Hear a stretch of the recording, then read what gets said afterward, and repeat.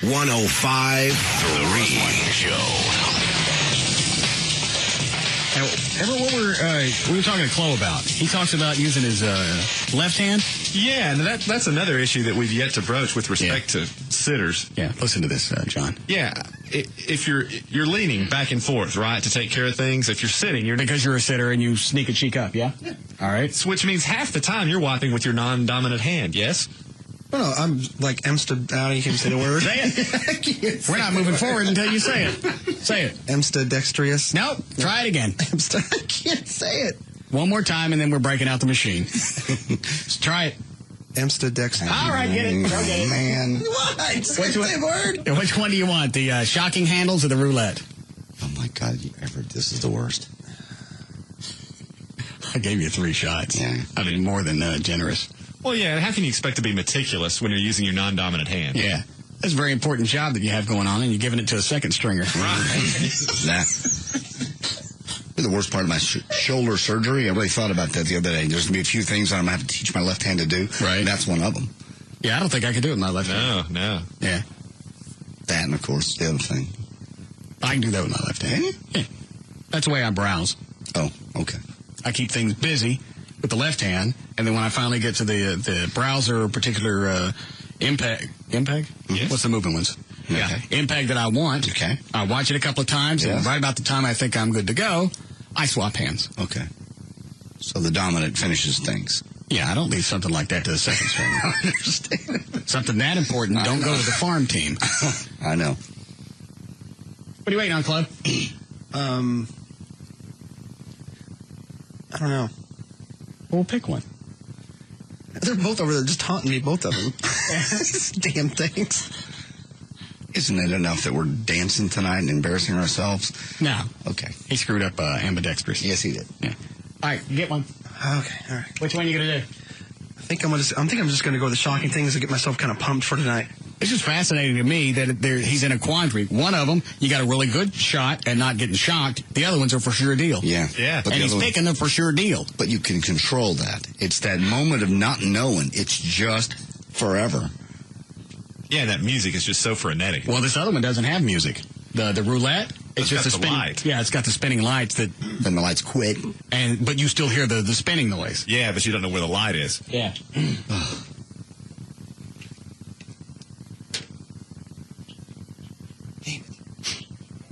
Go ahead. It's even worse, I got to turn it on myself. Yeah, that is kind of jacky. It's like when your daddy says he's going to whip you and makes you go outside and get the switch. Nah, that's like sitting in the electric chair and they make you plug it in. Yeah. Much more like that. Yeah. Catch it for us, would you? Yeah. But I have a question I want to ask Gavin. Okay. Gavin. Yeah. How'd that taste? It's a great bit, man.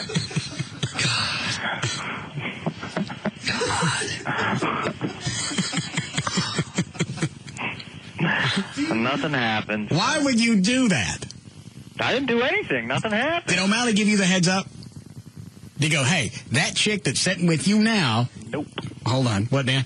I gave him the heads up because he asked me where she was, and I told him where she was. I never asked. Yes, she was at the bar. Yes, you did. That's right, yeah. Everyone that knows me knows that I'm the liar.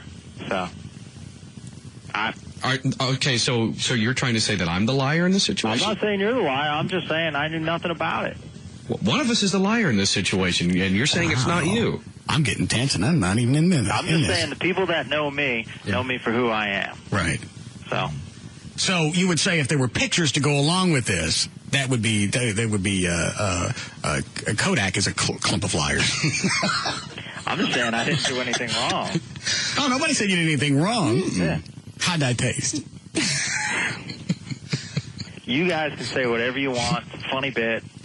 So you're saying it didn't happen? I'm not saying anything. I'm saying it was a good time. We'll just go on and move on from there. You know? Right. I understand that. So you're saying you weren't making out with a chick in the club? I'm not. No. I mean, I'm not saying anything. So you're saying it didn't happen? I'm not saying anything. Okay. So if the pictures end up on the internet, you'll just dismiss that as us being a bunch of liars.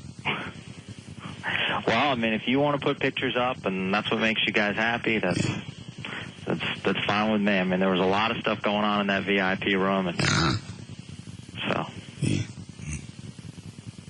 So how'd I taste? Quit it. Stop it. You wouldn't allow him to gloat if it was the other way around. If somebody came up and said, hey, you don't want to be with this chick because she just had a mouthful of nasty, I would say, you know what? I think I'll take the chance that it's not a hose, and I don't believe I'll enjoy some. With all the hoses you guys pull on me, I don't think truth is something I believe right now. Okay. So. Are you going to see her again? Am I going to see her again? Yeah. I don't know. I don't know.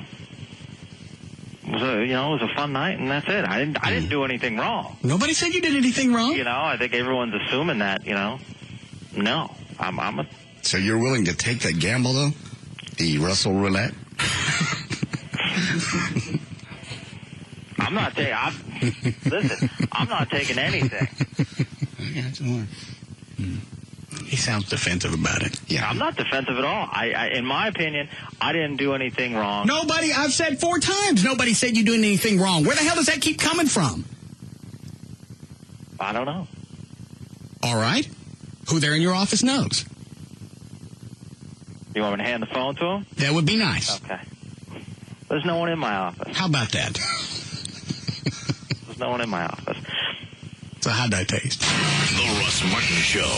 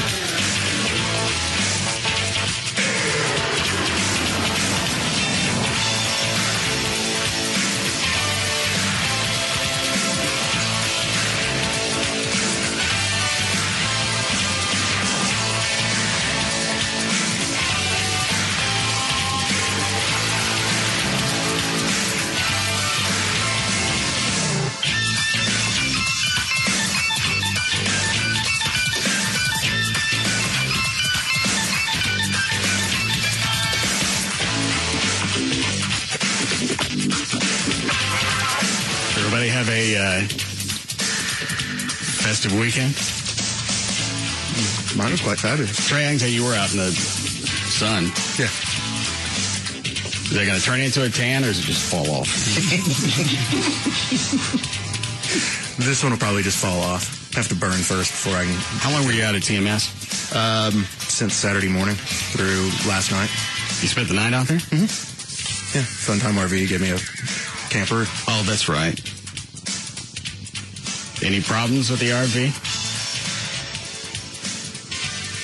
No?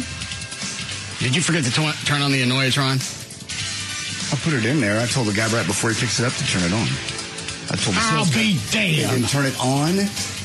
I told Steve right before he gets, I said, here's where it is. Right before he gets in it, turn it on. Well, it's still in the damn trailer then. That bit died. Probably can't hear it anyway. Oh, yeah. What? You probably can't hear it anyway. Oh, my You God. can't when you're asleep. Yeah, that's true. How big was the trailer, the RV that you got? What size they give you? Oh, gosh, it was 40 feet? Or 25, 30. I mean, 2 bedrooms. Actually slept 4 beds, so. Dildo. I don't want the What's battery. the purpose of giving Trey something for free if he enjoys it?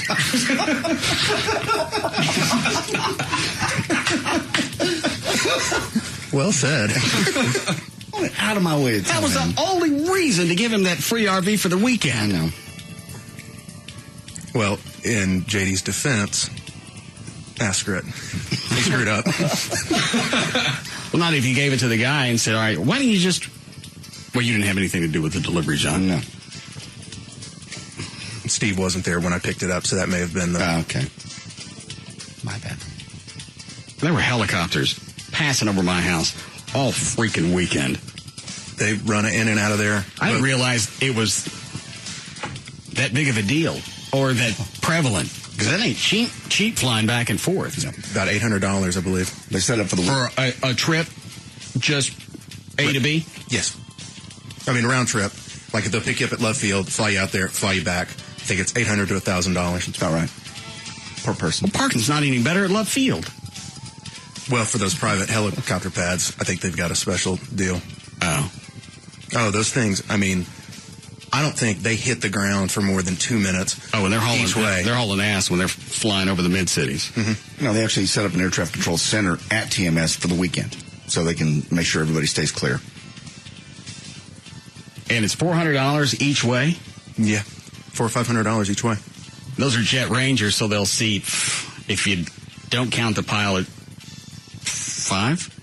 Should be 3 across the back and a co-pilot, so it should be 4. All right, so 4. Couples, 2 couples. 5 people total with the pilot. Even if you split it up, that blows. It's expensive, but people do it. They run them all day, all weekend.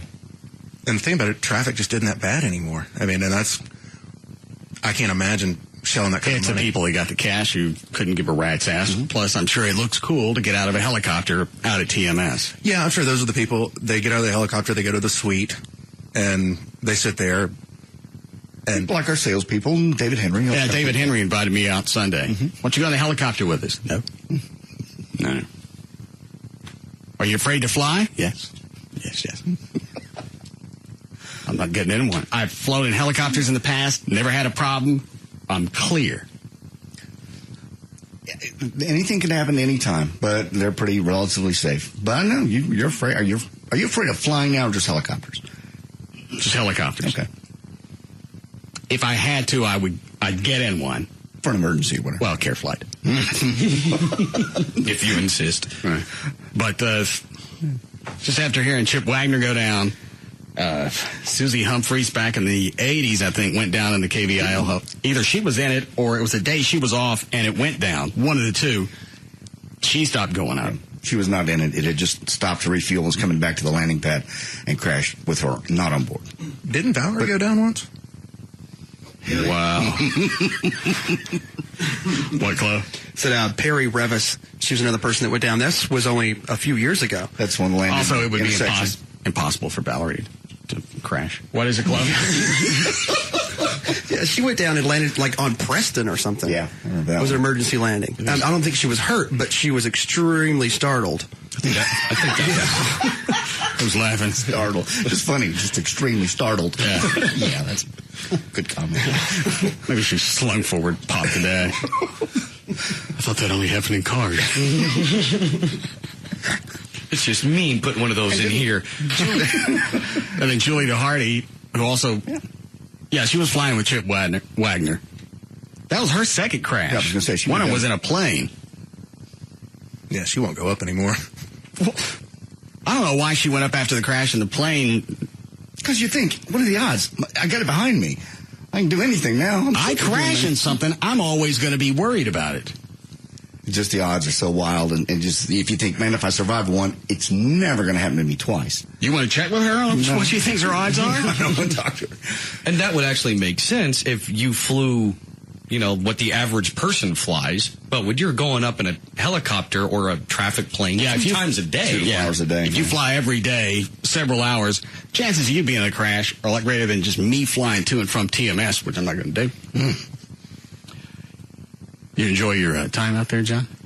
I had a wonderful time at TMS. I did. It was fun. You meet a lot of people. I've met a lot of folks. I met some listeners as I was walking from the parking lot. Did you bring back any souvenirs? You get some sun? I got some sun. You got my money, mother? I did not bring your cash in, no. I think you'll survive an extra day without the cash. What was the final total? $6,000. No, well, how would it get to 6? Because you went up $1,000 on Thursday. I'll be damn. That's when JD got cocky when he came out with his story of, I'm going to dress up like a chick. And I forgot what the other angle. How'd you get in to start with? KSCS smuggled me in their van. So I got out in the area, parked them. They came out and found me in my truck, then drove me in. How long were you in? Not an hour. I was in for a while. I was in about almost 40 minutes. Yeah. Half that was spent in other people's trailers. I had a couple listeners smuggle me in. One of them actually said, I think I missed it on tape. Yeah, come on in here, buddy. We'll hide you out. Get that Russ Martin's money. Yeah. We didn't foresee that. Yeah. Did you actually go in the RV? I went in the trailer. You're a fool! Why? Did you not see Deliverance? Just thinking that. They had singing boobies on the wall. Not kidding. You went in an RV, no clue who these people were. No, they were listeners. They were friendly. They were drinking. They were having a great time. They looked safe. Come on in here. Yeah. Sure is quiet. Squeal. No. I don't feel the need at this moment. Yeah, you do. I can't believe you'd be that ignorant. Yeah, they were real friendly. You could just tell they were friendly. Anytime anybody gets abducted, they start out that way. Where are they going to take me? They're surrounded by buses. It's a compound They of could buses. take you in that RV, gang rape you for days on end, and nobody's going to pay attention to the noise because it sounds just like a redneck party. You could have. You're right. They could have, but they seemed. And nobody's going to think anything is suspicious if you got pig noises coming from TMS during race weekend. Okay. I just trusted them. I left the door open. It was all right. They were fine. They wouldn't hurt me. I went in another bus with a bunch of guys. They were playing horseshoe. Bait bus? No! Bait bus. So hang on a second. You gonna let me have sex with this hot chick for free? All I gotta do is put on the blindfold. Absolutely. Well, too good to be true, but all right then. I'd kick myself later if I did. I can't fathom getting on anybody's vehicle, not having a clue who they are. Those guys I didn't know at all. They weren't even listeners. They were just, they were actually from Oklahoma. How'd you end up on the bus? I just talking to them. I was trying to document what time it was with a lot of people. I was walking up going, hey, what y'all doing? Where you from? But how's that going to document what time it is? Because I'm asking them, and they don't know me. I realized I could set all that up, but I didn't.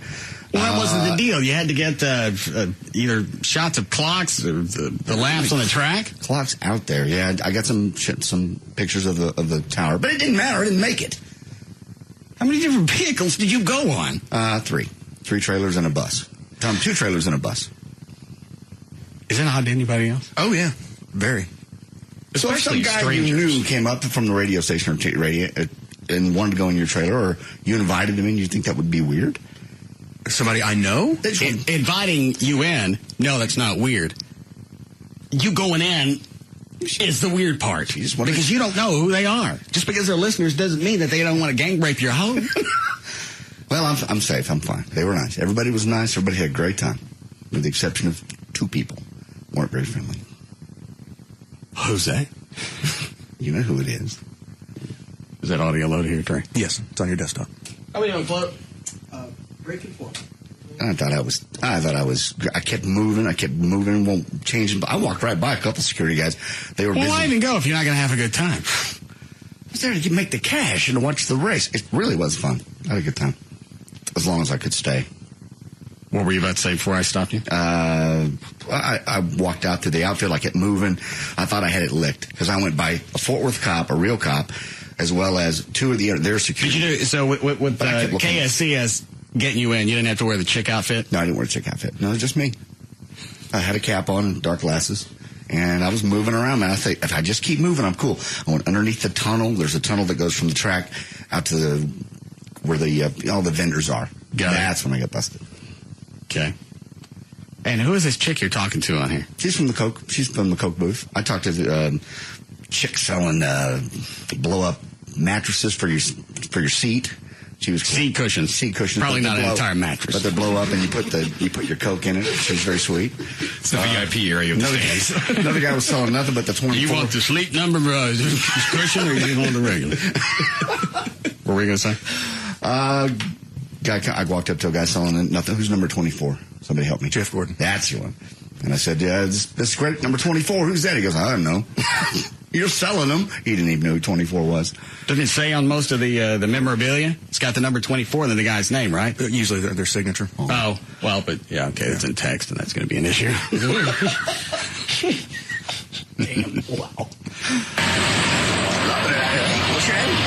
Yeah, what happens here? What are y'all doing? Oh, it's so exciting. We have a great crowd out here today. Beautiful. It is beautiful. We're out here just to... Are these big guys that pounced on you? Yes, very big guys. Why'd they have to send the biggest? These are 6'3" and 4. Playing our Coke family of drivers. I'm not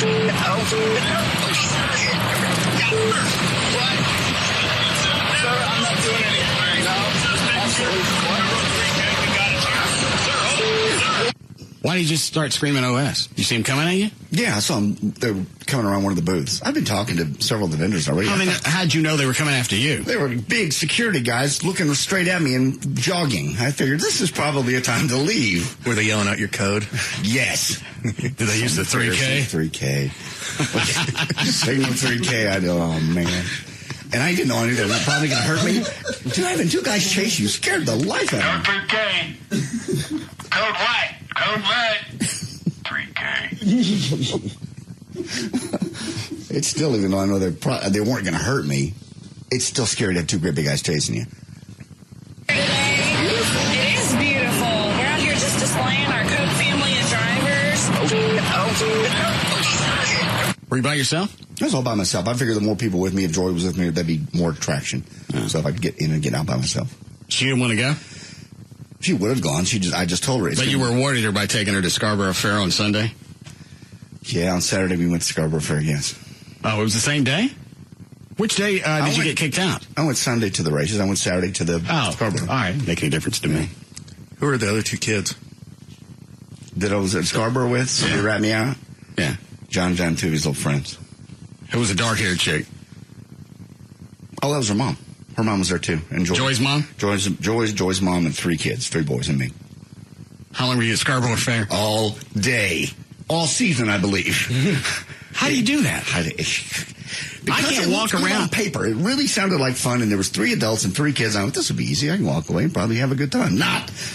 But anyway, the Scarborough's I get on the treadmill and run for an hour and not think about it. I don't know what it is about walking around places like that. 8 minutes, and I got to rest. It was tiring, but it was beautiful. That place, I've never been out there sober. It was really cool. There's all kinds of things to do. It's been years since I've been out there. So it was like going the first time. It really was. There's tons of stuff to do besides just drink. Okay. Were you being punished for something? No, I offered because I had the big truck. All the kids could fit in the truck. So we took them out, and we walked in and had a good Actually, we had a great time, except having to keep 10-year-olds in a pile. Why did you get? Because they want to go shoot off. One of them sees a dragon, whoop, they're gone. You know. You weren't enough of a. No. And they want to go to the maze, and they want to eat. And he just ate. Why didn't you stick them all in a tether?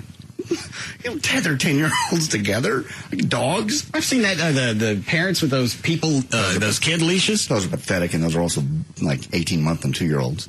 You don't do that to a 10-year-old boy. Why not? You just don't. They're still gonna. You'll keep them in tow. I actually saw a lady at the grocery store last week. It was like a backpack leash. The kid had on the backpack, and the leash was tied to the mom's arm. And there's nothing funnier than that kid go running off, and the parent yank him right about the time they get to the end. Bonk. It's like a cartoon. And normally they fall backwards under the ground. I wish I had a kid just to have one of those. Maybe I should get one for Amy. No. All right, let me listen to the rest of this. Just displaying our Coke family of drivers. What? Sir,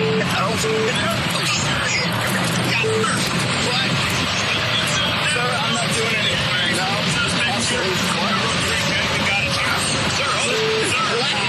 Relax.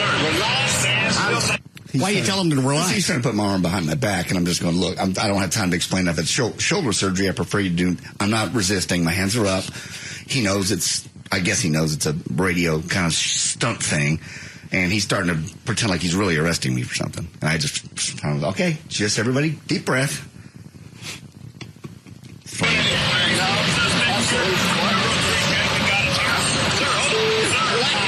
You relax. Sir. Relax. I'm saying here. Back, sir. I haven't done anything. Am I being disruptive? Am I drunk? Really want me to get into that? No. Smart ass. Were you drinking? No. Yes, I was drunk. No, of course not. Am I drunk? What I was thinking is he's going to run me through a sobriety test. I'm like, okay, I'm busted enough. Let's not make this any worse than it is. Done anything? Am I being disruptive? Am I drunk? Really want me to get into that? No. If it takes you time now, you're going to have to leave. You're being given criminal trespass warning. If you do not leave the facility, you can and will be arrested by the Fort Worth Police Department and go directly to jail. Do you understand that? Totally. I got you. Thank you very much, sir. Thank you. All right. Jesus. They're courteous, aren't they? You're very friendly. Very nice. That was frightening. Even sir. Thank you. All right. Jesus. They take this seriously. Yes, sir. They really should spray this place with just that fucking infield. holy. Wow. Well, you wanted a lifetime ban, didn't you? I didn't know. I was just pissed. The guy was like, yes, sir. Smart ass. They take this seriously. Yes, sir. They really should spray this place with just that fucking infield.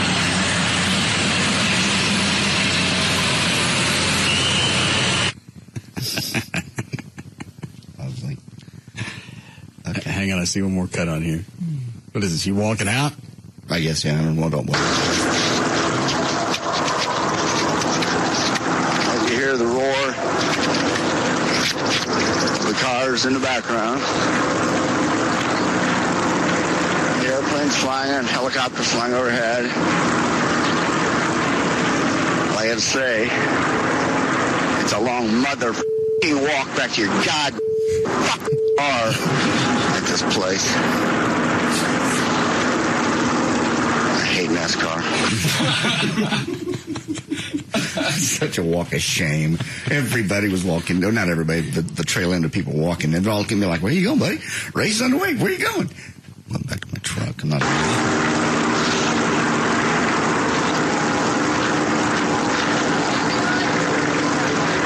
Everything goes with it.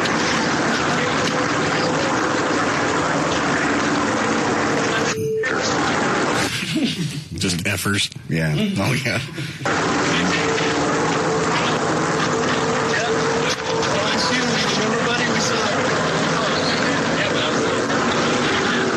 Ain't no damn shuttles going this way.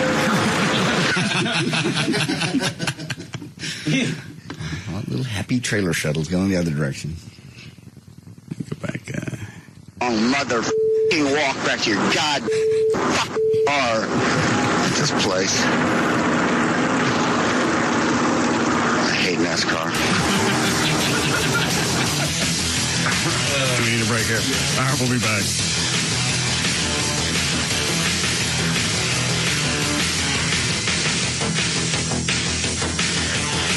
We'll be back to the Russ Martin Show. This segment brought to you by Apple Moving. Go to applemovingdfw.com.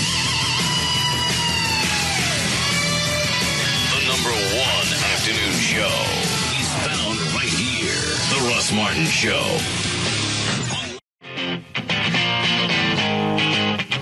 Now, back to the Russ Martin Show.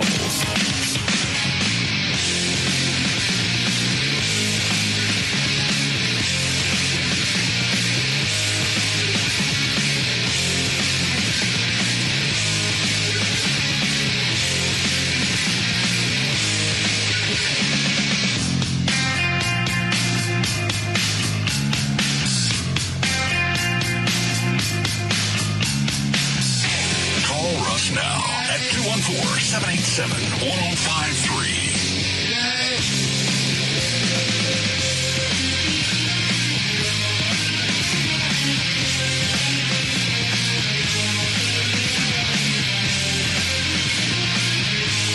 Gail. Hello, Gail. Hi there, Russ. What you got? WGN, the Superstation. In South Dallas, there's a wreck on westbound I-20 at Dowdy Ferry. On eastbound I-30, Tom Landry at Beckley, right at the bridge. You've got a wreck reported. In Fort Worth, on northbound 35 at Packard, the left lane's blocked in the middle of already heavy traffic. Hurst, 820 southbound past Hurst Boulevard. There's a stall vehicle in the left lane. It's backed up onto 183. And on Northwest Highway, westbound at Skillman, you got the center lane blocked by a disabled vehicle. It's heavy from Abrams. I'm Gail Lightfoot on the Russ Martin Show. Thanks, Gail. 60 for the low tonight. Some storms probably Tuesday, Wednesday, and Thursday of this week. 81 now at Live 105.3. What is that, Dan? It's a CD I found in the break room. I was getting a cup of coffee. It just stood out. Thought you might be interested. Little Josh and Ernest. Jigga Juice. Featuring Hurricane Chris. Flo, do you know what this is? It sounds like some sort of spoof stuff. I mean, Hurricane Chris sounds familiar in the first name, but the Ernest, that kind of throws the whole thing off of it being a legitimate like rap artist or something like that. All right, let's see what's on the CD. What's wrong with this CD player? It just quit working. You tell engineering? He quit working right before the show. I haven't got a chance to tell anybody yet. Why don't they replace this crap? Guess they're waiting to these CD players just themselves are 6 years. Are they older than that? Were they refurbished? I think they were refurbished, yeah. I think they were part of the Young Country studio. So they're probably over 8 years old. Well, they're going to be older than that. Yeah. Because we've been here for 8 years. And this console in this studio is 5 years old? At least. And it's also old technology. Yep. Why not just replace the crap so it does crap out on the air? Again, doing it studio by studio, and because this is one of the newer boards, believe it or not, you're last on the list. Gavin. His office is dark. Where is he? He's not here today. He just took the day off. He took off Friday. Well, he was not really. He was working Friday at TMS. He worked Friday, Saturday, and Sunday, so he took the day off. He does that because he wants to, and he likes to go to the races. You don't use that as a reason to take a personal day. Little weasel. He works hard out there. He wants to be out there. Well, he's got to oversee everything. To oversee what? Live, I mean, they do 30 hours put him of out coverage. in the infield and just point this way? Mm-hmm. This one. He gets a lot of the guests, and he grabs the drivers and brings them into the studio, coordinates the show, coordinates the pre and But he post gets game. off on that. You don't get vacation time just because you found you a hobby. He does enjoy it. Makes the station a lot of money, but he does have fun. Chloe, crank the ear down here a little bit. I'll call Mr. Henry. What's our number up front? 525-7200.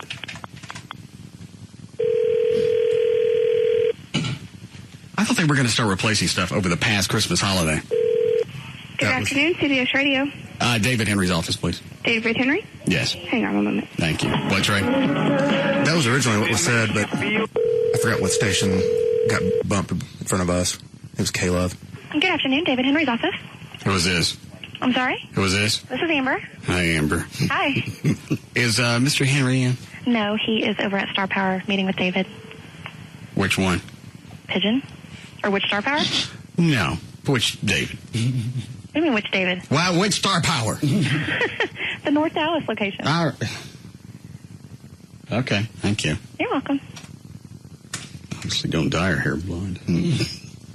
Somebody emailed, did you guys go out over the weekend? What happened with that? I'll get to that in a minute. Okay.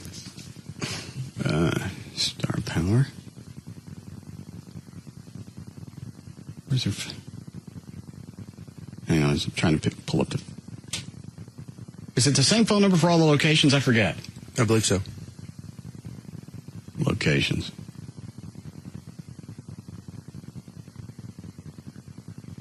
Yeah. Yeah, I think I do give one number out, don't I? Mm-hmm. Okay. Well, this shows different ones. Give me the copy so I can see what the damn phone number is. You read every day. Well, I called David Pigeon. Where's the Star Power copy? Frankel, there's D&M.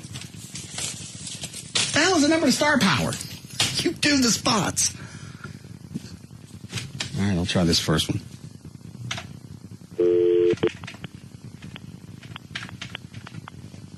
$503-6000, sound right? Sounds good. Yeah.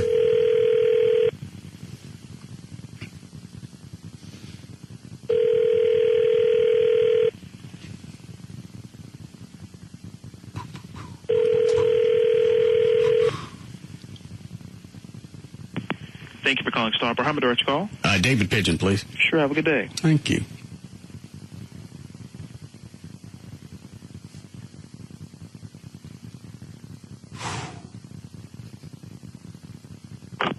David Pigeon. Hi, David. It's Russ. We're on the air. Hey, Russ. How are you? I'm doing great. I got a quick question before I get to business. I need to have one of you guys go take a look at automotive shop. I'm going to open up and have TVs and satellite put in. Great. Where at? It's in Plano. I'll give you the address later. Okay. Is David Henry still there? He is. May I speak with him? He was here. Could you hand him the phone? Yeah. Hang on for a second.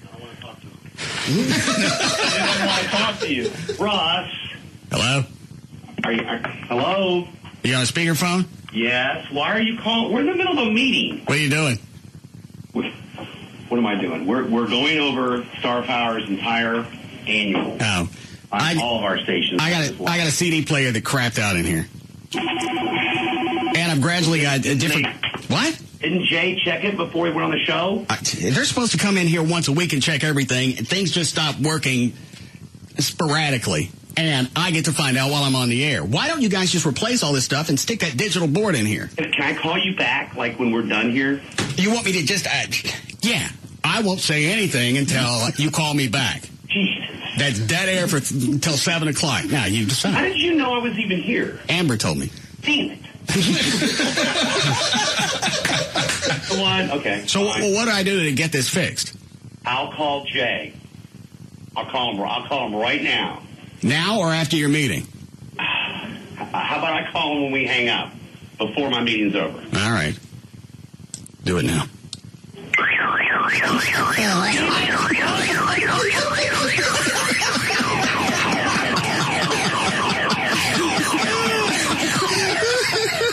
How the hell? Thank you.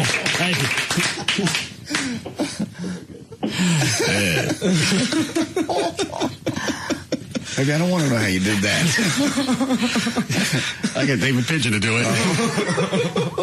I love it. David Henry is safe. No way. Yeah. No, I emailed David Pigeon over the weekend about some putting in TVs and things like that. So, I got a meeting Monday with David Henry. What time? So I took David Pigeon the alarm. Great. Very nice. It's so funny. You get Pigeon in. What? It's so funny because he can't be mad at David Pigeon because he's getting money from him. Yeah, if they're meeting about their yearly budget, he's not going to say anything. He probably has to say thank you. Yeah, David, that was a funny bit. I love it when you do that.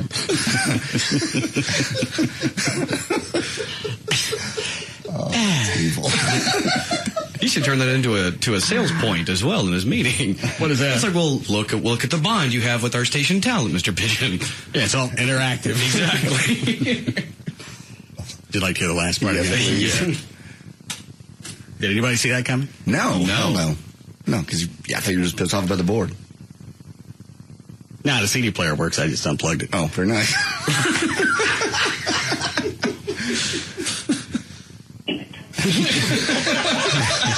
Back it up. I won't say anything until you call me back. Jesus. That's dead air until 7 o'clock. Now, you decide. How did you know I was even here? Amber told me. Damn it. Come on. Okay. So what do I do to get this fixed? I'll call Jay. I'll call him right now. Now or after your meeting? How about I call him when we hang up, before my meeting's over? All right. Do it now.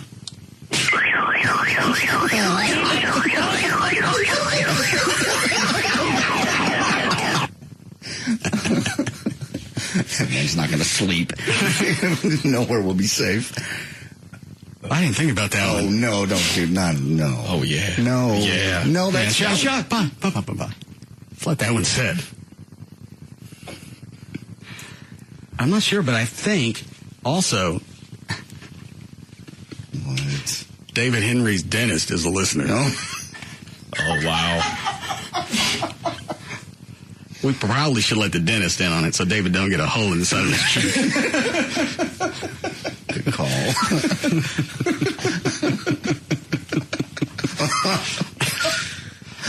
Well, wasn't really intentional to drill into your eye, but we'll just fill that in.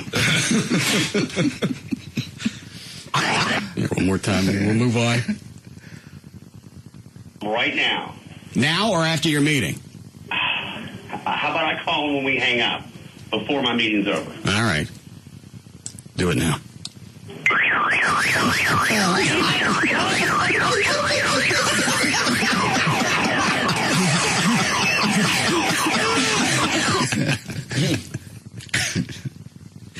No worse. Do you lay awake at night and think of these things? Nah, I was mowing when this one come across. Oh, okay. And I can run back into the house and push Amy out of the way. Move. If I don't write it down, I forget. I have a list of different places to get David. I'm sure Gavin's enjoying this because he's out of the barrel for a while. Yeah. That's very hard. Oh, that's right. Gavin wasn't here to hear this. Well, I got to play it once more. Oh, God.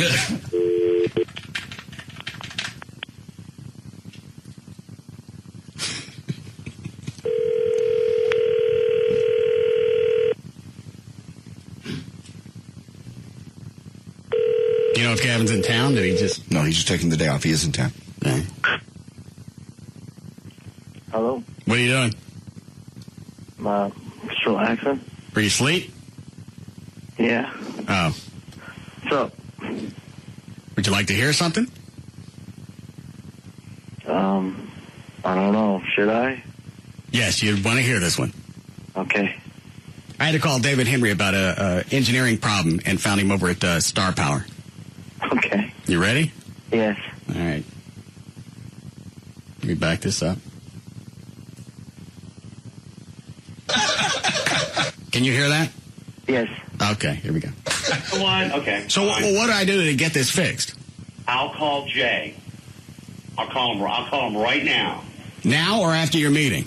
How about I call him when we hang up, before my meeting's over? All right. Do it now. Those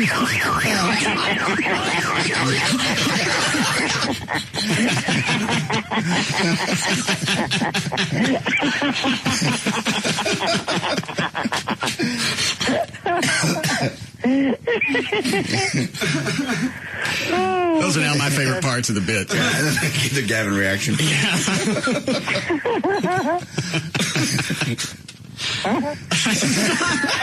What? Oh, that was great. Yeah, I found out over the weekend from David Pigeon that he was supposed to meet with David Henry today, so I ran the alarm out to Pigeon. So he's the one that fired it off. You're a genius, man. Thank you. And David's paranoid because he wants to know how the hell I found him. Well, don't tell your assistant if you don't want to know anybody where you went. Right. Where you were in town or the world. The problem is you can't really hear David screaming on this one. Yeah, I hear him. Can you? Oh, yeah. Hold on. Listen. The speakerphone kills a lot of the noise, but you can hear him going. I'll call Jay. I'll call him right now. Now or after your meeting? How about I call him when we hang up, before my meeting's over? All right. Do it now. Yeah, you're right. There's the damn it in there. Yeah, he throws the whole GD out. Oh, he does? Yeah, but you can't hear the G. Oh, that's too bad.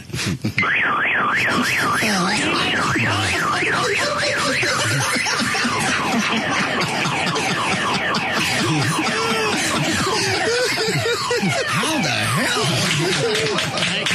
Thank you. Oh, man, you're awesome. So why are you off today?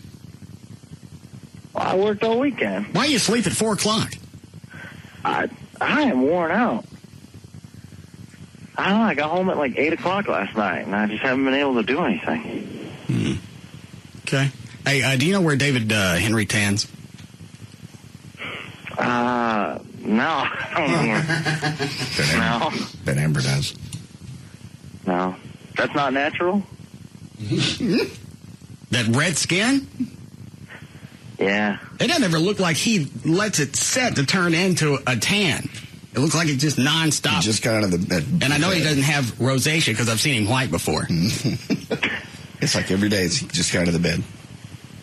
Yeah, I don't know. All right, I'll find out. I'll find out. Okay. Enjoy the rest of your day. All right, we'll see you tomorrow. Thank you. You made my day. You're welcome. All right, bye. All right. No, I didn't have drinks with Amber over the weekend. Why? I didn't have freaking time, and that pissed me off. Time clock set. She just said someday, maybe tonight. I was maybe Wednesday. I was looking forward to it this weekend. I would think your fiance might have an issue with that. How are you going to get out of the house? She's going to leave. And tell her what? I'm going to go have drinks with this hot chick? I don't have to explain where I'm going. I don't punch a time clock. I ain't no leash. When I put my foot down, it makes a mark. If you want to come over to the house and look at them, JD, I'll show you. I like to see what they look like. Well, it goes all the way to the carpet, does it? Yeah. I'm sure somebody told her that you were talking about having drinks with another woman. David Henry's assistant. Who's really hot. Yeah. I put pictures of her up on my website. God. You'd be a little more obvious. Why? Are there pictures? Dan said he got calls from listeners on Friday that wanted to know what Amber looked like. Tons. The first time she was in the studio, and then again when she came in on the anniversary day. Yeah. So I just pulled some pictures off her MySpace page and stuck them on my site. That's very nice. And Amy has no problem with any of this. It hasn't come up. It did not even come up. Okay, I just figured by now. Friday night started with an argument, and the rest of the weekend, I was pissed. Well, you want to tell us what the argument was about, or is it none of our business? She shows up, it's not late, about 9 o'clock. Mm-hmm. Said she met one of her girlfriends for drinks. All right, I don't care. But she did it before she came home. The agreement was, I don't care where you go or how late you're out. Okay. You get off work, you come home, you let the dogs out, then you go wherever. And it slipped out. She goes, yeah, I stopped and I had drinks. On the way home. Right. Versus, okay. And I went, what are the rules? Nothing. What do you mean? The rules, as far as letting the dogs sit all day without being able to go outside and piss. A couple of them are housebroken. The rest of them are renegades. Still nothing. Well, you know she's busted at that point. Well, you haven't said anything about it in a long time. The rules don't change just because I don't address them for a while. I figured you figured it out. It didn't come up in a while. Why do we have to have rules? Because. I'm not going to explain that. You think she'd be concerned about the dogs too, but maybe she just thought she'd be there for a minute, and you know how you. I don't care how long. I don't care how long it was. The agreement was, I don't care what you do. Come home, let the dogs out, then go wherever. So now she's trying to argue her way out of it, and I'm pissed off because I figured out I ain't going to be able to meet Amber for drinks over the weekend, so I'm screaming at her because she ain't Amber. Oh, rude. She's the woman you're going to marry. No. Marry. No. Have you told her you're not going to marry her? I was too busy screaming about other stuff. To throw that in the side. And we're not getting married. She threw something else out during the argument, which was a total sidetrack, nothing to do with this issue. And I went, and she's trying to scream back. I went, this is going to get you nowhere. Actually, it will get you someplace, and it won't be here. So either you shut up and you listen and you understand, or you can go bed someplace else. Yeah. And it was just nonstop. How long did all that last? How long did I scream at her, or how long did her argument part take? How long did her argument part take? About 10 minutes. And you screamed? Probably about another 45. She just sits there and takes it? No, she walk around the house. I have to follow her. Don't want her to miss out. No. And I don't know how you argue that. No. Well, in that case, especially if it's something for the dogs, if you're just being controlling and just saying, I want you to come home, controlling. It's not base, and then you get to go out. Well, it's not even touching base. Go and do whatever you want. I don't care if you hang out with your chick friends. You're out till 2 or 3. The agreement was, And I didn't use agreement. I used rule. And she took offense at that. The rule, that sounds more controlling, yeah, versus the And then I had to turn into a parent, and my house, my rules. You want to start paying part of the mortgage, you're welcome to. You ain't got to come home. Ever. For any reason. Now, do we have the tears now? No tears? Because normally when you bring up you want to pay part of the Yeah, the last time I brought up cash, she had a panic attack and passed out. She said, okay, what do you want? 10%? 1%? Whatever. If I know that you're going to pay rent, then I know that as soon as the show's over, I got to come home. I'll let the dogs out. I got no beef with it. But you agreed to this a long time ago. Now what? Nothing. No, she had nothing else to say. Okay. Then you continued to yell, even though she had nothing else to say. You continued your argument for another 45 minutes. Exactly. Why? It was like being in court. Once you're sentenced, everything's not over. Then the penalty phase takes effect. So you pounded on her for 45 minutes, even though she'd gotten the point. You put your foot down. No, she tried to argue it. Well, you haven't said anything else about that. And she said rules change all the time. Well, this one hasn't. I haven't affected the dog's bladders. No. They haven't figured this one out. Well, you want pudding, then you don't want pudding. You want popsicles, and I got to stop buying those. I went, focus on one thing. This is a dog's. Either you can come home and let them out, or you can't. If you can't, I'll take care of it. I'm sure Amber's got to watch. Jeez, you did not. She didn't know who Amber is. What's the matter, Trey? It's just amazing that you're going to yell at her for 45 minutes after you've gotten the point across. I was pissed off because I knew my weekend was going to crap. Well, how did that affect Saturday and Sunday? I had to meet Saturday morning with Daryl at the automotive shop, go through that. That was hours. You deal with all the idiots that called Dan over the past few days on the request line. We'll do this, and we'll do this will be comped. Everybody show up? Yeah, everybody showed up. Okay. There was one guy who looked like Marty McFly's dad. Okay. What's his name? Crispin. From Back to the Future. Yeah, Crispin Glover. Yeah. Okay. Looked like him. I forget what they were supposed to do. And I didn't know this till afterwards when Daryl told me. Everything he asked me, Daryl had already said no or I don't know. All right. So what kind of comps are we going to get on the air so we can do all this for free? Well, you're not going to get anything. Well, I need to tell my boss something when I go back. Tell him you're not going to get anything. So give me a bid on everything that you looked at. Well, why do you want a bid if you can get it for free? He's looking for a trade. I went, I can't do that. That's illegal. Some people have that down. I don't. Who has it down? Who's got a truck? I'm paying for that truck. It was like 3 or 4 times back and forth. I went, that's illegal. That's federal penitentiary illegal. Normally that stops it at that point. Once you go, that's a federal law I can't break. Now, give me a bid. And we finally got to that point, but it was dialogue back and forth. Well, I can't. It's against the law. So no mentions on the air at all. No, nothing. You get nothing. And the fact that you want something, you get less.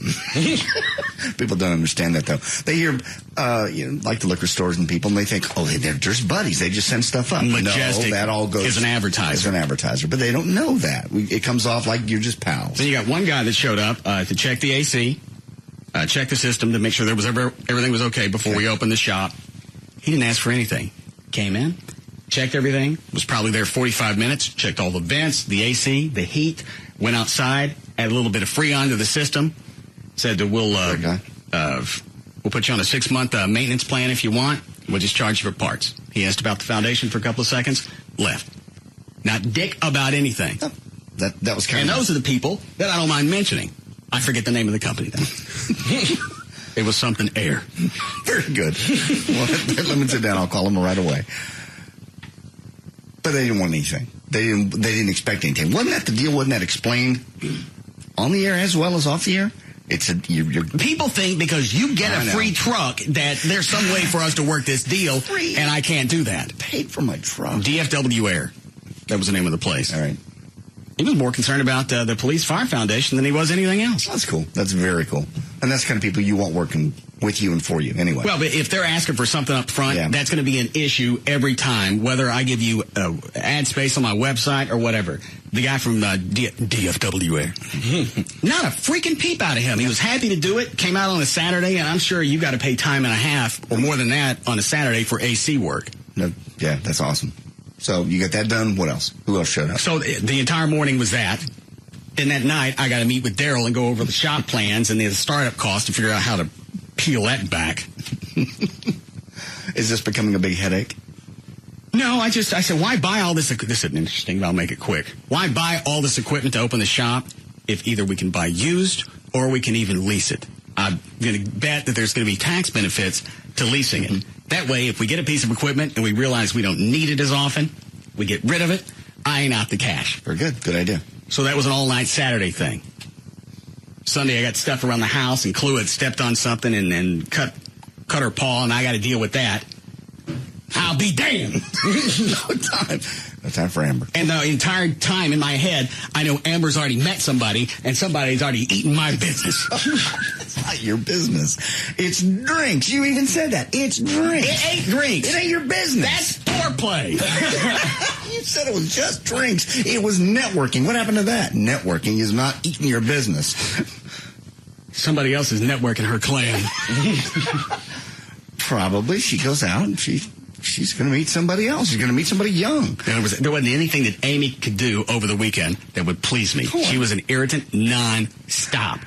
Now, is that part of the Amber effect? It's because she's an idiot. No, she's not. Talk to her. She's sweet. Now look at Kalua's paw. It's like part of her pad was, she scraped it. Mm-hmm. I mean, like down to the pink. Do you know what this is? I've seen dogs do it before. They just run in and then, especially like on your pool surface. Right. Like if she was running and then all of a sudden hit the brakes, basically, they can just rip it off. Got it. So she's limping. Got to check on that. Look at her paw. I tell Amy. So why don't you call the vet?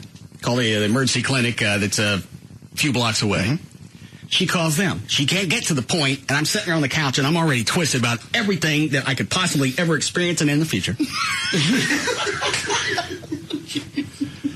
And I'm listening to her talk to the chick at the clinic. Hello. Now, when I explained to you just what happened with Chloe's paw, you got it. Yes. Mm-hmm. Took me, what, maybe 8 seconds? Tops. She had a part of her paw pad is ripped. Gone. What do we do? Simple enough. Hello. We have a dog. I forget what Chloe's breed is. She goes through that. Still don't make no difference. About 100 pounds, and we just noticed that she'd been limping, and we originally thought it was part of her hip dysplasia, which we've been giving her meds for, and she's been on that. Tell them about the paw. We've been giving her meds for that, and so then we stopped, and I went, give me the phone! There's nothing. I said, the dog peeled off part of her paw pad. What do we do? She goes, they got stuff at PetSmart. You can go and you can treat that. Thank you. 15-second conversation. Nothing. Amy, you didn't have to yank the phone out of my hand. This dog would bleed to death by the time you finally got the question out. Nothing she could do this weekend was going to. You're right. You could not be happy. Nothing she could do is going to make you happy. You had the Amber effect going on. Let that go. Get back to being happy, being engaged to your lovely fiance. She's beautiful. The hell with that. She's beautiful. She's wonderful. Fun.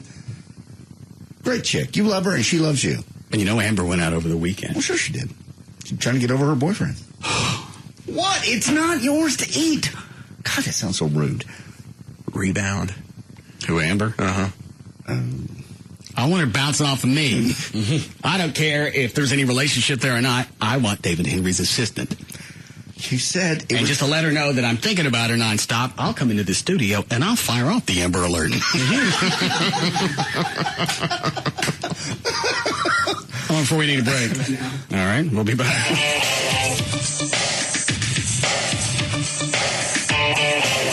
We'll be back to the Russ Martin Show.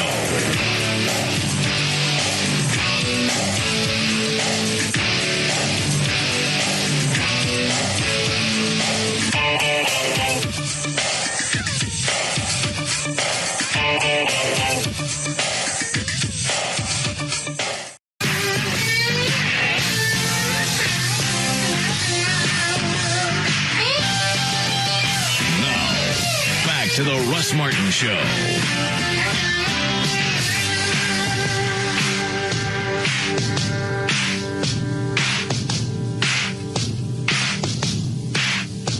Saturday evening, April 19th. The Russ Martin Show Band presents a special Police and Fire Appreciation Dinner and Performance. The event is free and space is limited. If you are a police officer or firefighter and would like to attend, go to russmartin.com for details. Finally got to the point Friday night. She's screaming back at me while I'm screaming at her. I went, you say one more word. You grunt, you even make a face while I'm screaming at you, and you're leaving. While I'm screaming at you. Somebody can't just stand there and just get screamed at for 45 minutes. She's trying to defend herself on something that we had already agreed to, and we had addressed it at length many months ago. Yeah, I think it's that parent thing when you say the rules. My house, my rules. You broke the rules. Versus, we had an agreement. An agreement sounds friendly. You know, it's like, the agreement was for the dogs. Why would you want to do that? She already knows it's about the dogs. Come home, let them out, go wherever you want. It's not a matter of you get off work at a certain time and you have to come home and sit so I know where you are. I don't care where you go. The longer you're gone, the more I have time to spend with Amber. Amber. And I don't know why she thought that was a good idea. I'm going to scream at him while he's pissed off, and I know he's been drinking because I'm smart. Well, maybe since you've been drinking too, maybe. First thing to go is logic when you're drunk. Or I don't know if she was drunk, but, you know, a couple of cocktails, maybe she was just kind of like, hey, I didn't kill anybody. Relax. That wasn't my point. And I couldn't get my point across because she's screaming back at me and I'm screaming at her. Oh. This is not the way that relationships work.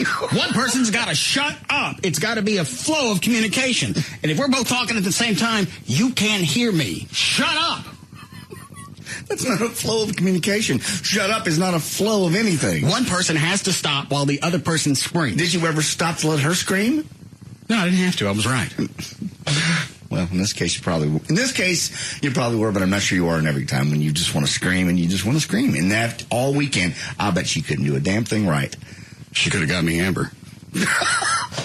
You want your fiancé to go out and get your boss's secretary for you. They would call it square. I think that'd pretty much get her out of any doghouse she was in. Yeah. But I brought you, honey. All right. I don't care if the dog's bladders blow up. But you hadn't brought this up in a long time, so the rules changed. When you think one weekend I had the dog's bladders taken out?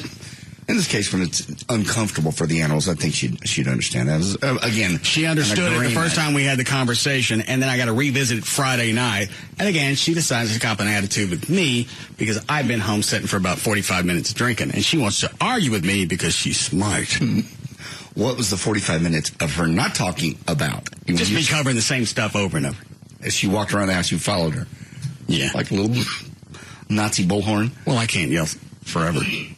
Understand. You have to be close to her so she can get the full impact. And then during the argument, I told Chloe during the break, there was another aspect of the argument she brings up. We're not talking about that right now. Stay on this one thing, and then we're done with this, and I get that you understand it, then I can scream at you about these other things, but stay on this one thing now.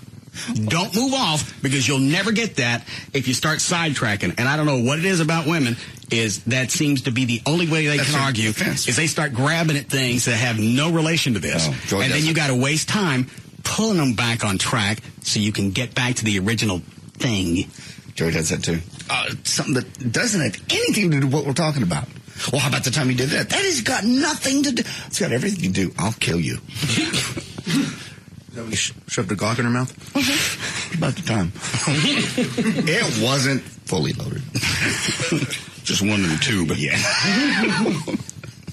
And it's almost every chick I've dated, short of a couple, all do that during an argument. They start just bringing things out that now I got to stop and I got to address this and tell them how absurd that is, because this isn't what we're talking about. Picks you off more. We got to focus on this one thing, and I'll take you step by step of all the things you've screwed up, but let's do one at a time. Otherwise, we're just scatter shooting. Somehow it makes sense to them, though. It doesn't make sense to you or me, but somehow that scatter shooting, well, I'm already here, we're already pissed off, I'm going to bring in all the stuff. Genetically, as far as evolution goes, aren't women predisposed to multitask, and guys are more goal-oriented? Yes. Maybe it's the same thing in an argument. Is I'm going to get this one thing done, I don't want to do a bunch of them. Fix this. I want to do this one thing. Have you tell me, yeah, I got it. Then I have that feeling of accomplishment. But if you do all of these and I never get any one of them addressed, then I feel like an abject failure. You got to get one. I don't care if I miss on the rest of them. No, you're right. They're multitasking. We're fighting anyway. You know what? Here's another thing. And they'll go off on something that happened previous Tuesday. I just think when they know they're wrong on one thing, they're grasping for straws. Let me find something else that I can throw back at you. So we're both wrong on something. Well, I know they're notorious for it. You'll start the argument on one thing, something they said. You'll argue that. I never said that. Yes, you did. I was standing right here when you said that. That's not what I said.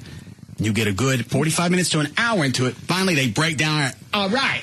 That's not what I said. Here's what I meant. You could have saved me this entire session just by saying, yeah, I was wrong. Here's what I wanted to tell you, and I didn't say it right. Okay. That's all you had to do. Now that we figured out what she said, we got to deal with that one. So now you got 45 minutes that was wasted while they contend. Those words never came out of my mouth. I can tell you what I was looking at the moment you said it. I heard you say it. I'll tell you exactly what you said. Verbatim. I was here. No. I've screamed many times. I'm going to start recording these. When we start having a fight, and that's the problem. I'm breaking a recorder out. You get in the middle of the argument and you go, I forgot. Damn. That I wanted to tape all of these. But you never know when they're going to throw out a stupid comment. You'd have to walk around 24/7 with a DVR on you.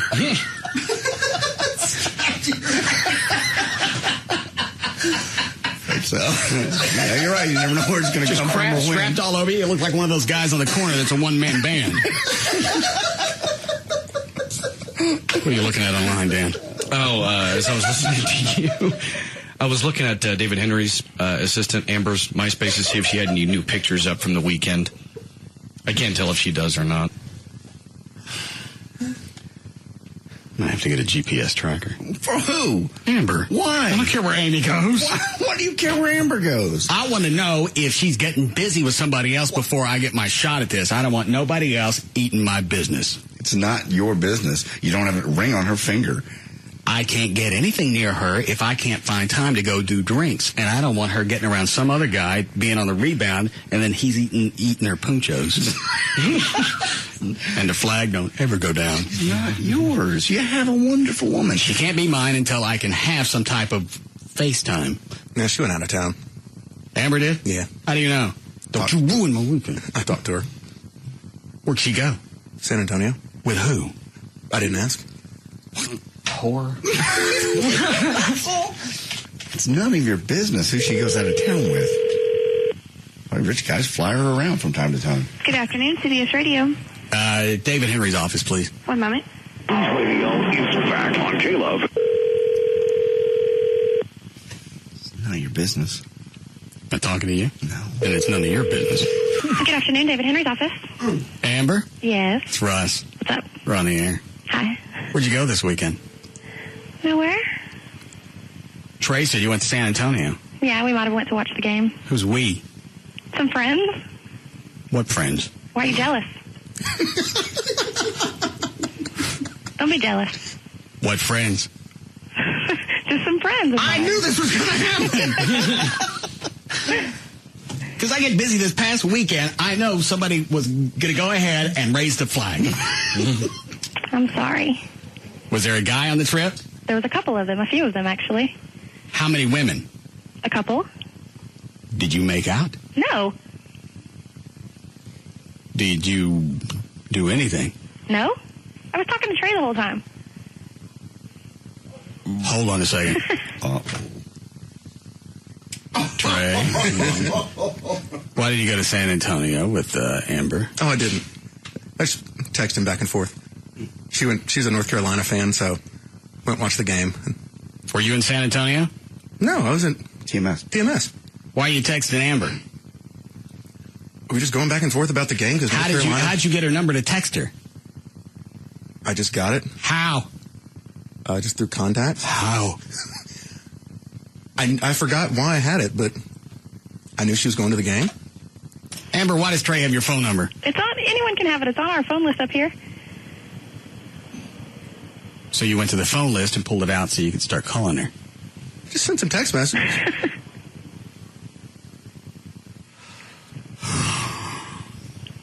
All right. Are you sad? You didn't do anything this weekend? No. Okay. Okay. So my opportunity's still there. Sure. Don't talk to anybody. I don't know if I like that. I just don't for a while. Okay. I don't want you to making some mistake and you get into another relationship with some other guy and then you realize this wasn't what you wanted to do. You realize it was a rebound and you have to go through the heartache again. Oh, don't let that happen. Thank you. Until I can get it. Okay. Thank you. Just the tone in that voice. I know. It just says, eat. She's not yours to eat. You are engaged. She's got a great bull, too. What does that mean? That just means, like, where I was kidding her about North Carolina, and she was like, shut up, you douchebag. Which most chicks don't. Oh, we're getting real personal. And we have something in common now, which is sports. It was friendly. And you don't stay away from Amber.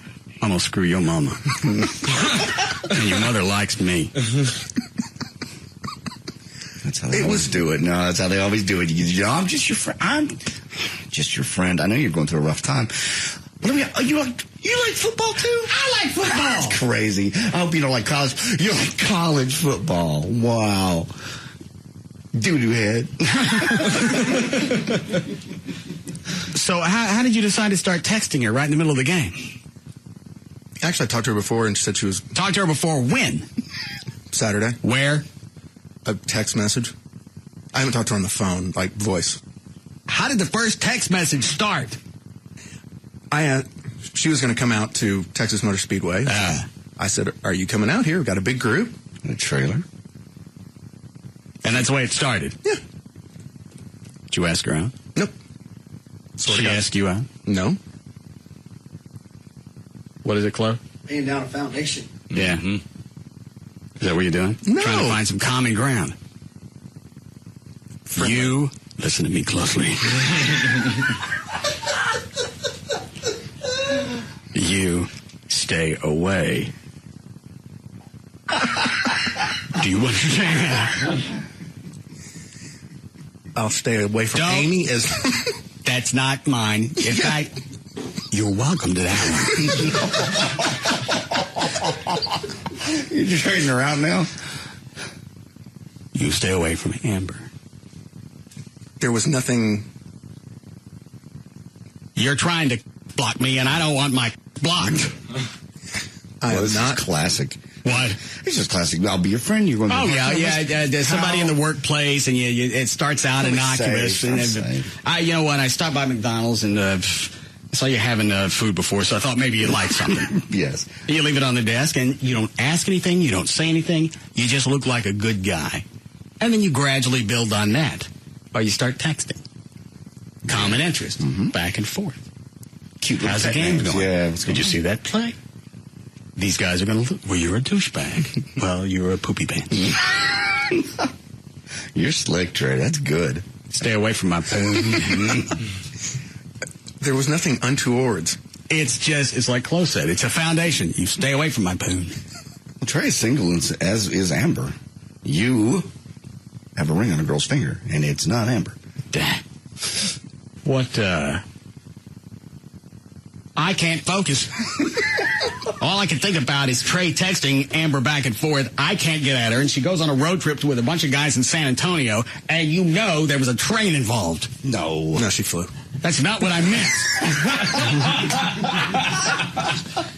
So you just picked up the phone and you just said, I don't know this girl. I'm just going to text her out of the blue. And just said, hey, this is Trey. Is that how it started? Chloe, give me the bottle. I really thought the bad weekend was going to stop over the weekend. I didn't realize it was going to moosh over into Monday. The very first text. Well, we had some conversations before. I don't want her going on a trip. I didn't take her on a trip. Go ahead with your story. And I knew she possibly was going out to Texas Motor Speedway. So okay. That's how it started. Very innocuous. Well, I believe you.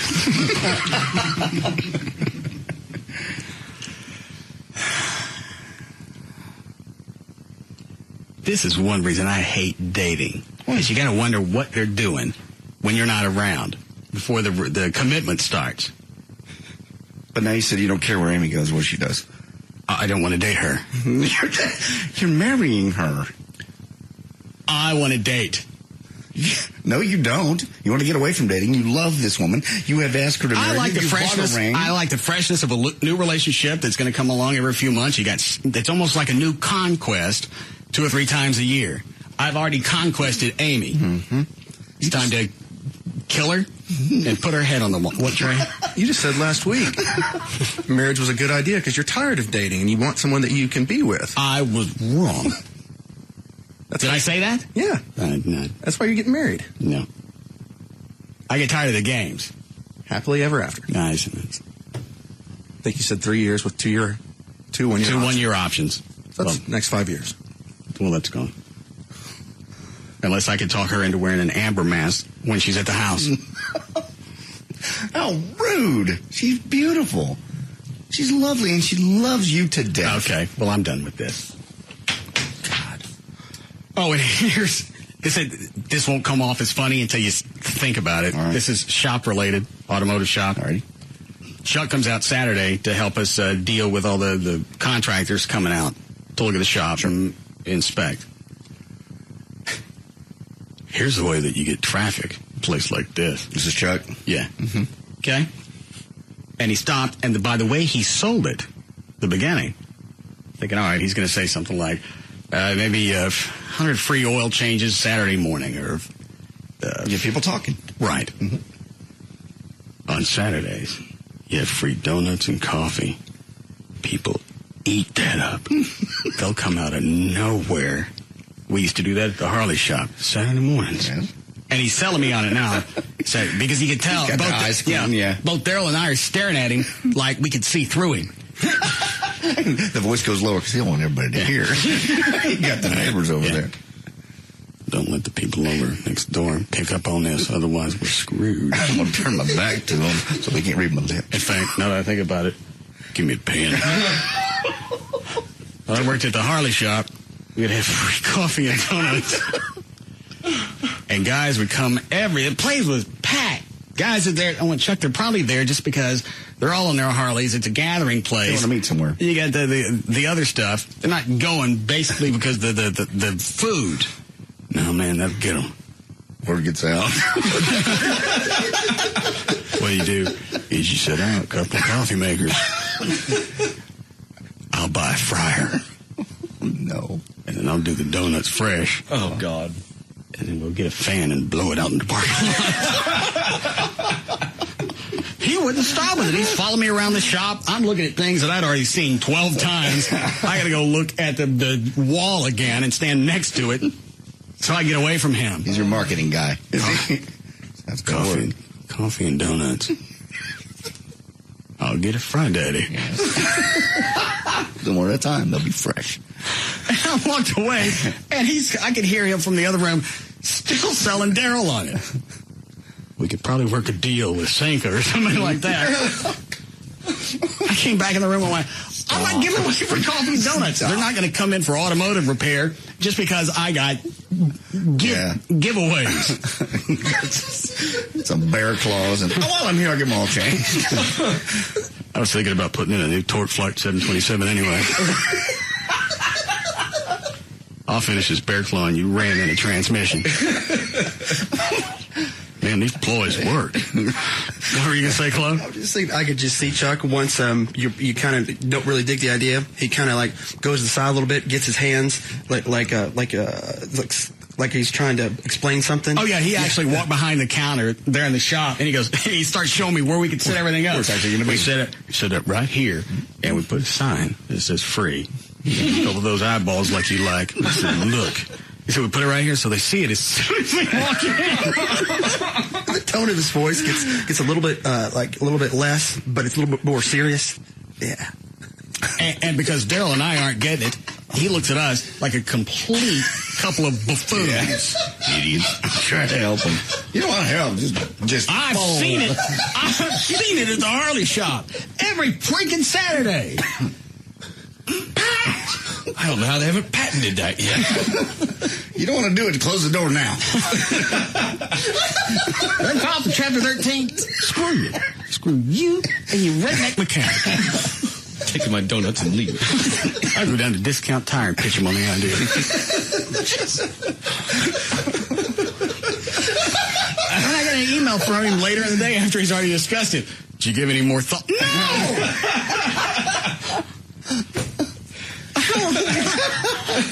I don't know why you think that's going to be the big thing, that traffic in there on the weekends.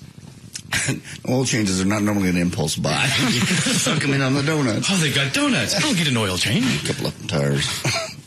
I got cash. First Saturday you're open, he brings over coffee. Oh, absolutely. Oh, Chuck? Uh-huh. That way he can look at you and say, aha. Look at this. Place is packed. Now, what's here? Well, donuts, coffee. Argue with me now. As good as a feeder. I'll bet he's already gone down to Fry's, or whoever sells Fry Daddies, and picked up 12. If you really want to do them himself, I figured he'd want to co-op with Krispy Kreme or somebody. He started he talked, you stop by Lone Star Donuts, coffee, donuts, you get all that crap, and then he started getting wound up in it while he's trying to sell me on it. I'll get a fryer. I'll get a couple of Fry Daddies, and I'll do it right there while they're You can blow the smell out in the street.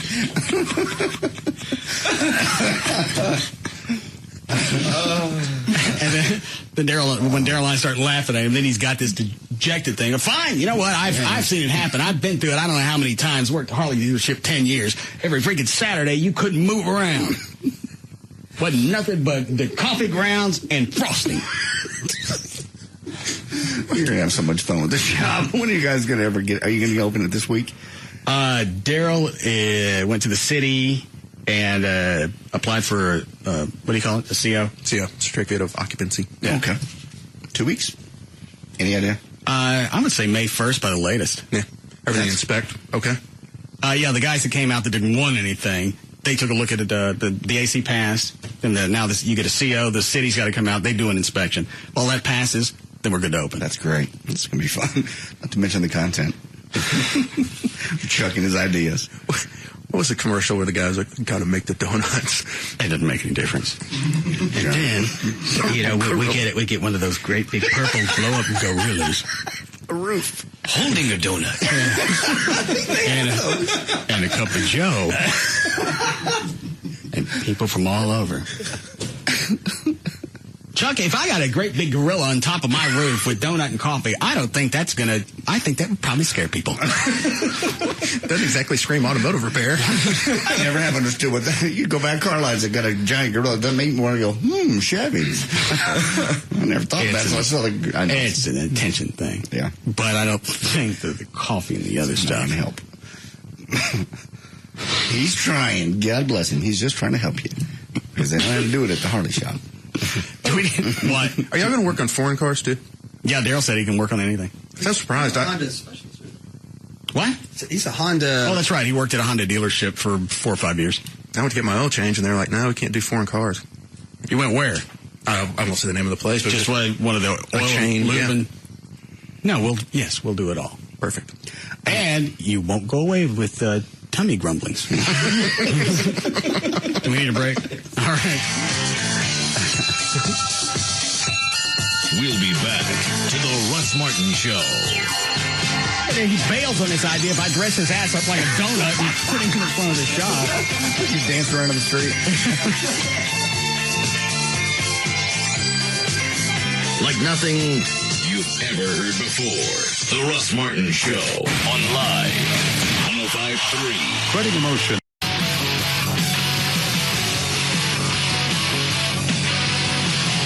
Now, back to the Russ Martin Show.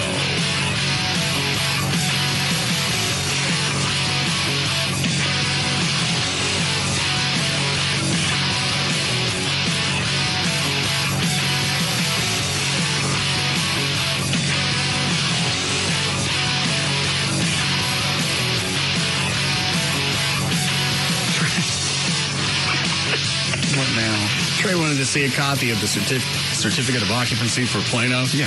Okay. So I had Daryl fax it to him. Oh. And Daryl sent a copy of his ad. You're going to learn. Asking for faxes. No, and here's the CO. Think you can get in? I didn't tell him to do that. Oh, now he's a little scamster on his own? Yeah. What were you going to say, Trey? Oh, nothing. Yeah, very funny. Ha ha. No faxes from anyone associated with you anymore. Guard the damn fax machine. Yeah, and David Henry thinks he can go places and the car alarm won't go off. Yeah. You start getting faxes out of your glove box. Just in case you forgot what my balls look like. Thanks, buddy. Is that Gail? Hi, Gail. Hi, Russ. What you got? McShann Florist. On northbound 75 at Spring Valley and Richardson, you've got the HOV and part of the left lane blocked by wreck. It's heavy past LBJ. Also in Richardson, on the Bush Turnpike eastbound before Central, the right lane's blocked. It's causing a backup to Custer. On 635 LBJ westbound at Midway, the HOV and two left lanes still blocked. That's backed up past the High 5. And in Fort Worth, 121 northbound on the ramp to 35 southbound, a crash. In White Settlement, there's a wreck on westbound I-30 at Las Vegas Trail. It's in the right lane. Traffic is heavy from Altamere. I'm Gail Lightfoot on the Russ Martin Show. Thank you, Gail. 60 for the low tonight. Going to be a little rain coming in tomorrow in the 80s, though, and then rain probably Wednesday and Thursday. 84 now at Live 105.3. You know the problems we have with the police fire parade? Every year, yeah. When you hear from different groups that aren't police fire related. Well, they are related, but they're not police and fire. You know how we hear from them? Every year. Tow truck drivers. Trey just sent me an email because we've got the police fire appreciation dinner a week and a half. I'm getting emails from dispatchers, support staff, wanting to know why they can't get in. You made it very clear. Police and fire. Badges. State certification. Right. Guns. Hoses. Things like that. That's what this one's for. No. Now, jailers. And my favorite was a tow truck guy. Yeah, that was, and he was from angry, too. A few years ago. Couldn't get into the police and fire parade. We're out there on the side of the road every day. Risking our lives. Right next to the police. He was dead serious, too. He was angry with you. Lifting those cars up, risking our lives, trying to get that vehicle off the road, clear traffic. You're not going to have... What? No. Heavy tow trucks in your parade? What kind of parade you got going? Because I'm not doing a hauler appreciation parade. Right next to the cops on the highway, we got the flashing lights, too, you know. Trey, is that the only thing you've gotten? Because I really expected to get, again, tow trucks, other private entities that aren't state certified. I've gotten some security personnel. We out there protecting property. Sure. We get badges, we get guns. Damn right. We get cars. We get lights. Flashing yellers. So obviously the color you light depends on whether or not you can get in. I guess you ain't colorblind. No yellow's in. No. The guy from the Walmart security car guy pulls up to the dinner. I'll leave the lights on. You guys valet? Every single time we have any type of charity appreciation or appreciation event, somebody else always comes out. What about us? Well, I can't do everything. How come you don't give money to fallen patriots? Mark Cuban's got that handled. He takes care of their families. How come you only cover police and fire in North Texas? Because that's where I'm from. It's our home. This all germinated out of 9/11 when the New York Foundation we had raised money before for fallen officers. Right. The first one was Officer Lerma in Garland. That was like 98. He was on LBJ. He got hit on his bike. We done fundraisers for that. And I thought, let's just have a cash fund ready so if something happens, I get the check now. instead of waiting for people to do something. And you had to make the rules. Occasionally you'll get them. Well, this guy is in Ohio, but he used to be Trey in got an Texas. email from some agency out of Durant, which I guess they can either pick us up or they can listen online. Yeah. It's good to know that in case something happens to me in the line of duty, I'm covered. Dude, I'm not covering you. Durant. No. Very clear. It's north. It's a Dallas-Fort Worth area. I even had to put a map on the website. Here's the counties that we cover. Nothing beyond that. I'd love to. I don't have the cash. You got people in your own community that should be taking care of you. They don't. That makes me sad, but I can't cover everybody for everything. Right. You have to make rules. Yeah, the foundation would be bankrupt if you tried to even just cover the entire list. The hell would I cover anybody in Durant? Went to school there. It's a nice little town. That's a crap hole. Never mind. Oh, and private ambulance companies have been asking about the police and fire dinner. Are they part of municipalities? No, they're private companies. Okay.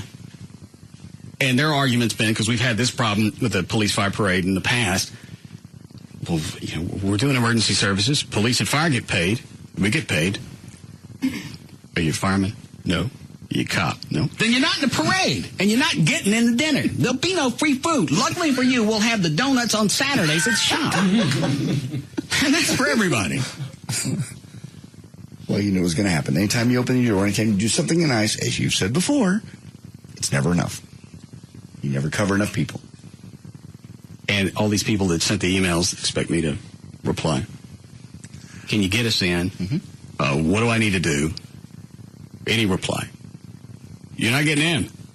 Thank you. Make other plans. Truth of the matter is, I believe we're about 70, 80% full already. Yeah, we're pretty close. We can only get so many people into that studio area. Dan, you ready? Yes, I am. Anything before we start news? I have a new taser video or audio that, well, actually it was a video, but I just pulled the audio part of it. 38. This is a Mr. Talbert out of Boca Raton, Florida. He's a millionaire developer and his Bentley, and he didn't want to get off the phone. Apparently they know who he is, too, because they treat him with a lot of respect.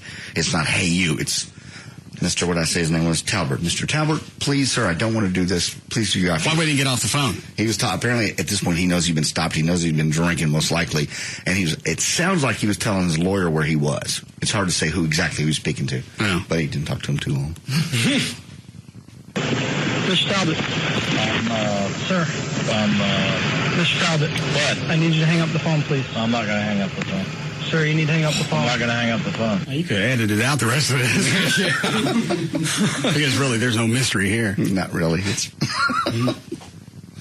and obviously he's a big wig in Boca Raton, so he's like, you guys, you know who you're messing with? And they're being polite enough to him. Please, Mr. Talbot, please hang up the phone. They're asking him nice. I'll let it run. I'll tell you more. I'm not going to hang up the phone. Sir, you need to hang up the phone. I'm not going to hang up the phone. Mr. Talbot. I don't know where I am. Mr. Talbot. I got police officers. All right, sir, you need to get off the phone, all right? I'm not going to hang up the phone. Don't put your hand on. Get the off of me. This phone. Oh, you mother. Yeah, calls them all kinds of nice names. How many cops are... according to it's a very dark video, looks like 3. 2 originally. They all get him? And another one. Well, you have to listen and find out. All right. How many times? Do we have an over-under? How many times he gets it? Nah, because somebody will blow the bid. Yeah. Hang up the phone. Don't put your hand on. Get the off of me. This phone. Oh, you mother. Stand on your back. Don't resist. Stand on your back. Hey, what the are you doing to me? What the are you doing to me? Oh, God.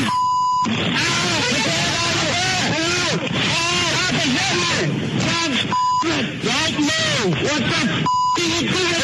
Don't move! It doesn't say in the story what he does in Boca Raton. No, he's a developer. He's a millionaire developer. He's developing boilers. He's driving a Bentley. Obviously, he's got a lot of cash. And again, they're polite to him until he just makes them do that. What the are you doing to me? This. Oh, God!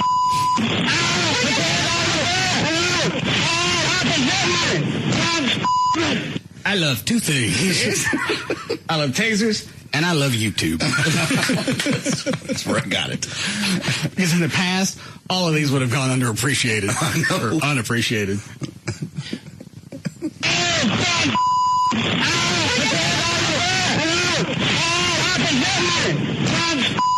Right now! What the f*** are you doing? Right now! God, shoot him again! Oh, don't move! Don't do that! Right now! Waiting up to 3? That's number 2. They only actually get him twice. Oh. But it's like 10 seconds each time. I thought they were, it's supposed to be like 5-second bursts. Didn't sound that long. I thought they'd gotten him more than twice. I thought it was 3. Counting. All right, sir, you need to get off the phone, all right? I'm not going to hang up the phone. Don't put your hand on Get the off of me. Oh, you mother. Stand on your back. Don't resist. Winnie. Behind your back. Winnie. What the are you doing to me? What the are you doing to me? Oh, God.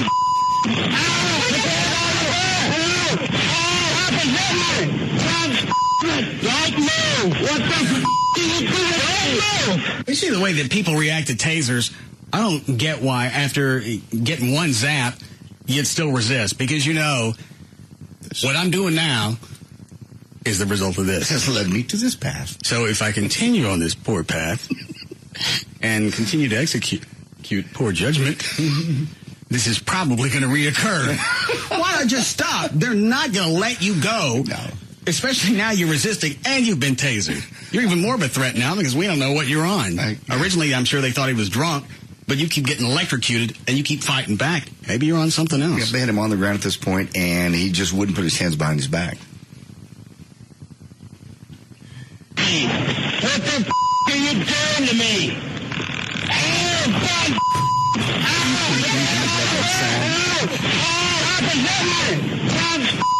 Right move! What the f*** are you doing? Right move!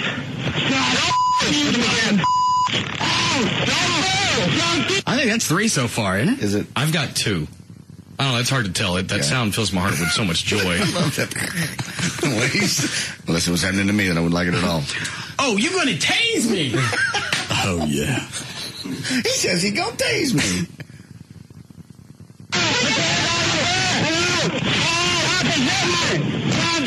Right move! What the f*** are you doing? Right move!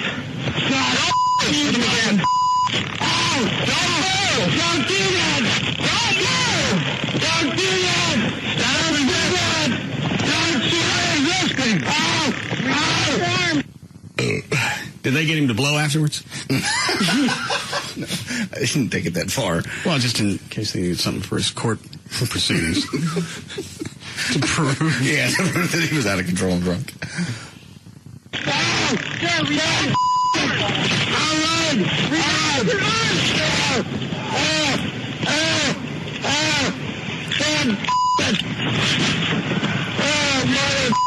Relax, or you're gonna relax. Oh my God, I can't believe you're doing this to me. Oh, you son of a Oh, I can't believe you're doing this to me. Close your mouth. I can't believe you're doing that stuff. I can't believe you're doing this to me. I got a free hand. Stop resisting. Loosen your arms. I'm really curious to see what his BAC was afterwards, because I've been absolutely toasted on both sides and never been drunk enough to fight with a cop about anything, especially if they keep lighting me up. Again, I think it's the whole I'm a millionaire, and the Boca Raton's probably a very, unique community, and you just don't do this to the rich guys. And even with my police fire foundation, I'm not going to cop an attitude to police. Well, fire wouldn't. Well, they might tase you. I wouldn't cop an attitude to a cop I knew personally. Like, hey, Bill, get off me, man. I wouldn't do that. I'd be yes sir, no sir. Yeah, where I live, time to time, one of the cops will pull up behind me. They'll flip on the lights, and I'll pull over, and they'll pull up next to me and go, "Why'd you pull over?" I'm not jacking with you. Oh, well, I know you've been waiting for this moment. Oh, he's running. That's it. I pull up next to him, and I just shoot him through the window with a taser. How are we doing, Chloe? I'm breaking 3. What's this other disc you gave me? That's one of the classics. Which cut? 21. Let's start right with the tasing because I don't want the lead up. Actually, this is the edited version show, so it should be edited up. Go ahead and put your cigarette out. Step out of the vehicle for me. Put your phone down. No, I'm calling somebody. I'm going to tell you one more time. Put your phone down. Mark, the police pulled me over, and he's telling me that he's going to arrest me. And he's arresting me. Stop. Don't touch me. The policeman is... You're going to shoot me? He's got a gun, and he's going to shoot me. Get out of the car now, or I'm going to tase you. Get out of the car now, or I'm going to tase you. I'm going to tell you one more time. I'm going to tell you one more time. Get out of the car. Get out of the car, or I'm going to tase you. The next street off of Secret. Showtime.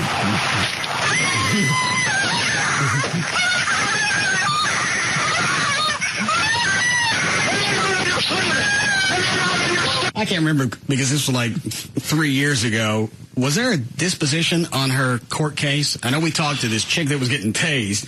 He didn't warn me. She had an attitude. He didn't give me. He only gave me. Did she say any warnings? She fessed up to a couple. I think she said, you said several warnings. He goes, several is more than 2. No, several is 7. I don't know what it is with Texas and you honkies. But several is 7. No, several is more than 2. And he gave her 4 clear ones. Actually, 5 if you count. Well, and he's also holding a taser in her face. Yeah. To me, that's 1. And she says, you going to tase me? Yeah. So she knew very clear what was coming. And she's telling somebody on the phone, oh, he's going to tase me. Yes. I just think it comes as a shock to these people. I think, pardon the pun, but I think everybody thinks his is a threat. He's certainly not going to do this. I don't have a gun. I just have a phone. There's no way you're... YouTube is full of cops going nuts, cooking people. Most of them are justified. Some of them, they're just cooking because it's the weekend. 4th of July. Yeah.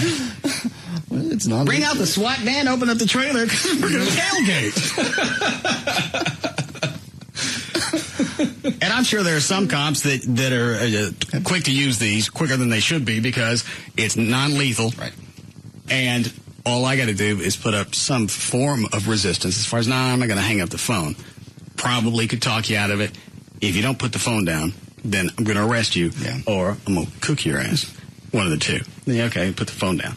Like that Utah cop pulled it a little early without all the No, warnings. he didn't. Yes, he did. That kid was out of the car. Yeah, but he didn't warn He him. had all... You got to, again, pulling the taser out of the holster, that's the first one. I agree. That's called that's a visual clue. But he's still like... He told him, he said, put your hands behind your back. I can't remember if he said you're under arrest, but he told him several times before he lit him up. He gave him commands. And then the guy turns to go get back in his car, and you're never supposed to let him get back in the car. I don't know.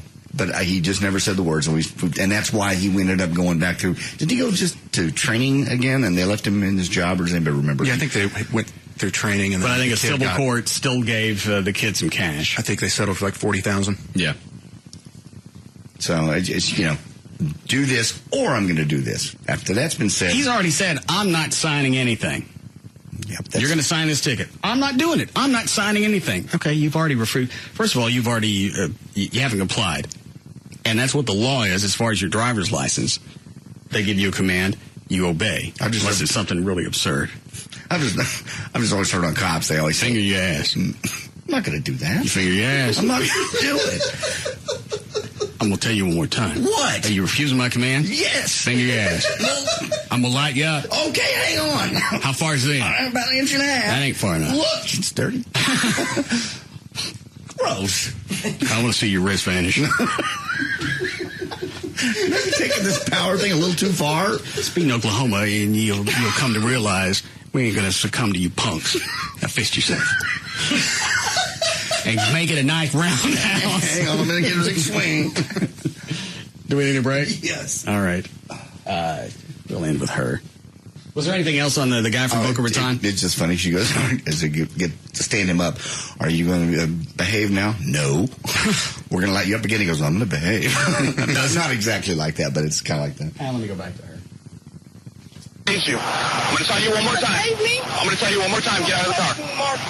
Get out of the car or I'm going to tase you. The next street off of T-Crest. Bye.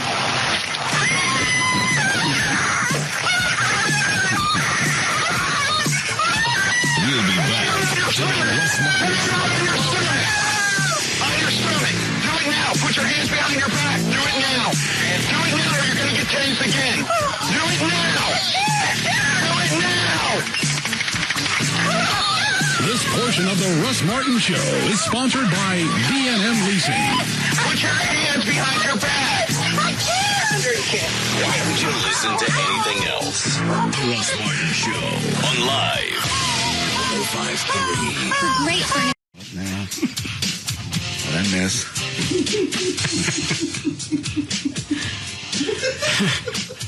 Say it. I had an email during the break from Curtis at Blag Goodyear in the Grapevine. Okay. They work on the General Lee. Don't open up the auto shop in the Grapevine. We stole your idea. Call me on the donuts. Screw you. Got to jump on you.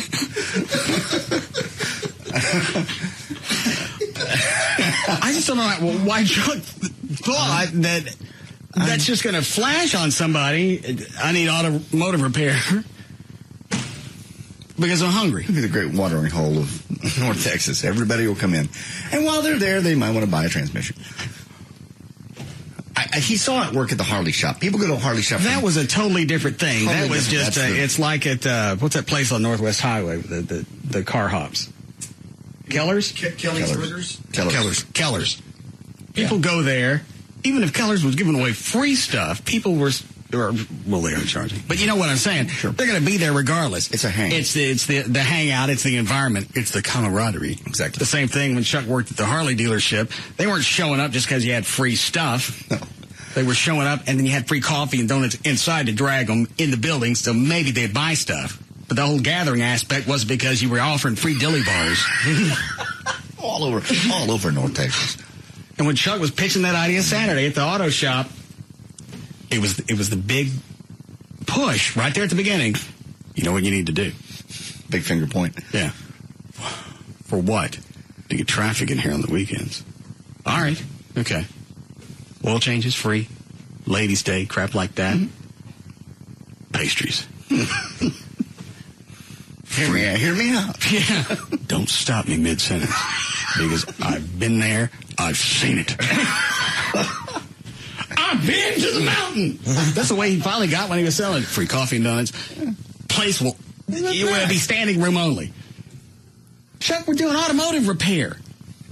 People will just hop up out of bed in the morning and decide, I want me a nice bear claw and my tires rotated. And just stare into the pit. What pit? Did you have a pit where you go underneath and change oil? No. Oh, you go. Okay, well, I just thought maybe you had a pit. But it was a funny bit. Thank you very much for adding. You're welcome. And the last thing you really want is a bunch of people just hanging out, eating donuts. And well, Chuck's idea wasn't that they don't just stay there and they eat. These people buy. No, a lot of them just stay around and eat. I'm surprised he hadn't talked about just taking a section of the shop, opening up a Dairy Queen. Free waffle cones. Saturday only. Dilly bars. Yeah. Blizzards. Well, you know, he Chuck, did at a certain point. He said, I'll get a fryer. He did not. Chuck, even if I did that, I'll go buy the stuff. You ain't got to sit there right in the lobby and fry the donuts. I want to show you how it works. Show you how this can work. He just gets excited. And he saw it work, granted, in a different area, but he saw it work. Well, obviously, it's an idea that people want to get a hold of because Blag and Grapevine has now stole my idea. They trumped you. Yeah. Don't open up next door to us. We'll shut you down. All right, Dan, you ready for news? Yeah. Okay. All right. 5:48, Dan O'Malley's here with news. Thank you, Russ. Monday, April 7, 2008. Birthdays today. Bill Bellamy turns 43. Tiki and Rondé Barber turned 33. Russell Crowe is 44. Tony Dorsett is 54. Jackie Chan also turns 54. John Oates from Hall & Oates turned 60. Francis Ford Coppola is 69. Wayne Rogers is 75. That's, of course, from MASH. And James Garner turns 80 today. Legendary actor and National Rifle Association president Charlton Heston died Saturday night at his home in Beverly Hills. I guess they can pull the gun out of his hand now.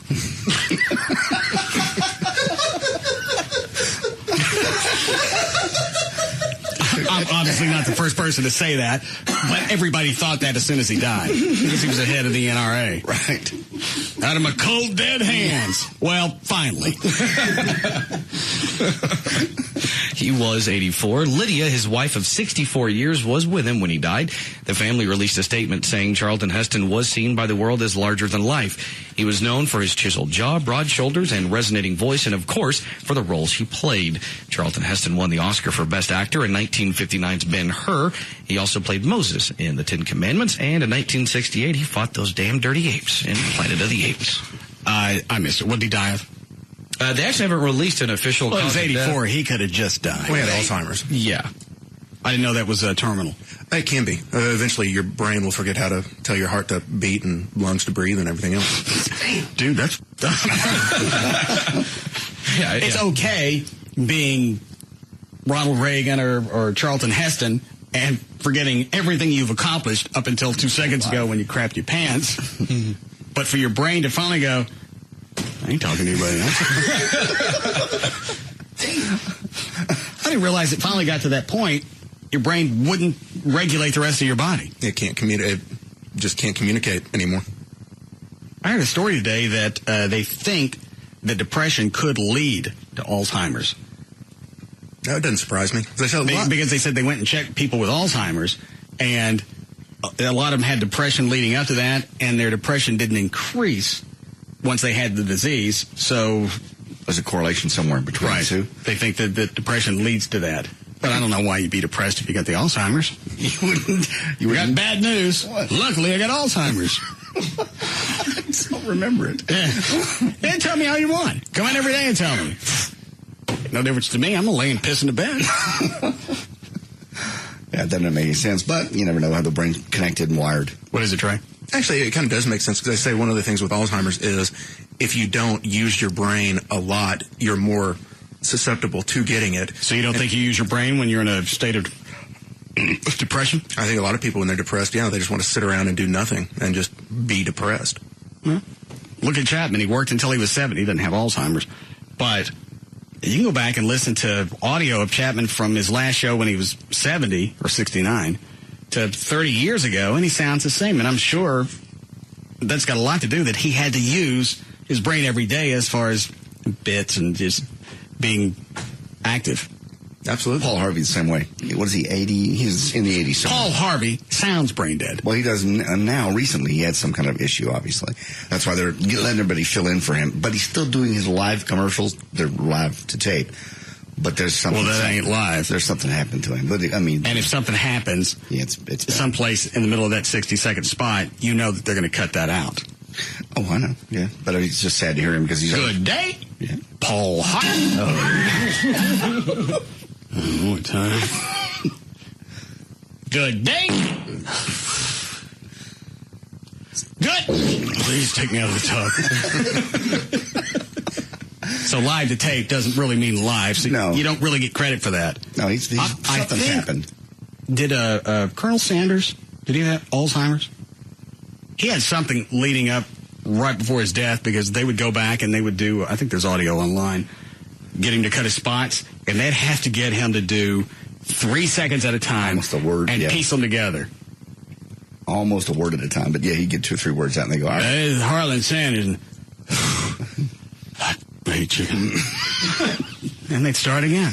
Yeah, I remember. And they'd read the line to him, and he just 3 or 4 seconds later would still blow it. So I don't know if he had Alzheimer's or he was just drinking. Yeah. Paul Harvey sounds like he's had a minor stroke. That's sad, too, because he's, again, another example of somebody who keep coming to work every day, working, thinking. Well, he's in his mid-80s. At a certain point, you can't beat your body just crapping out on you. Nope, but 6 months ago when I heard him, he was bright, he was sharp, but something happened in between. From Chapman's actually pushing to that gig, I heard he was on again. How long has he been doing it? 2-3 weeks? Off and on 2-3 weeks, yeah. I thought he was done with radio. I thought he was too. But, maybe a gig comes along like that that's once in a lifetime, somebody you've looked up to your whole life, Paul Harvey, and you think, hey, why not? Another 10, 15 years in me. Yeah, but it's only 30 minutes a day of actual audio? Oh, it was 15. Well, he does 15 in the morning and then an afternoon, the rest of the story type deal, so... Yeah. You just put naps in between that, you're good to go. Go ahead, Dan. Well, if you've been following the Democratic presidential race, of course, between Hillary Clinton and Barack Obama, you might know that one of the things they've been bickering about is making their tax returns public. Obama's campaign released his returns a few weeks ago. That was around $900,000 earned last year. But even though Hillary said she'd release her return, she hadn't, at least not until Friday. Since 2001, the Clintons have pulled in around $109 million. And this is all I've heard all weekend on different talk shows, CNN. That's the focus of what the Clintons have made for over the past, 6? Since 2001, so seven years. Okay. I don't care. Make any difference to me. What is the point? Is it that they you're have a lot more money? You're out of touch with the common man all right. if you've made $110 million in the past 5-6 years. 7. But the common man made $900,000 last year like Obama did. No. Right. Yeah, but it's really not even a fair thing to... On that angle, JD, you're right. You can't cast that dispersion on either side, especially with the Clintons, because since 2001, her husband was a president. I think once you're the president, you've really catapulted over the average man. Yeah. You got screwed around by making $400,000 a year for 4 years, or was Clinton on for 8? Yeah. Okay. 8 years. You expect for presidents to have some kind of perk when they get out of office. Book deals. Make any difference to me. Whatever it is. And if Obama's going to focus on that, I'm out of his camp even more. The more he says, the less I like him. I agree. I never thought he could run the country, but I liked him. Now, because he's going at this angle, I don't know that I care for him. If you had to vote, I know you're not going to. I will. And you should. Why?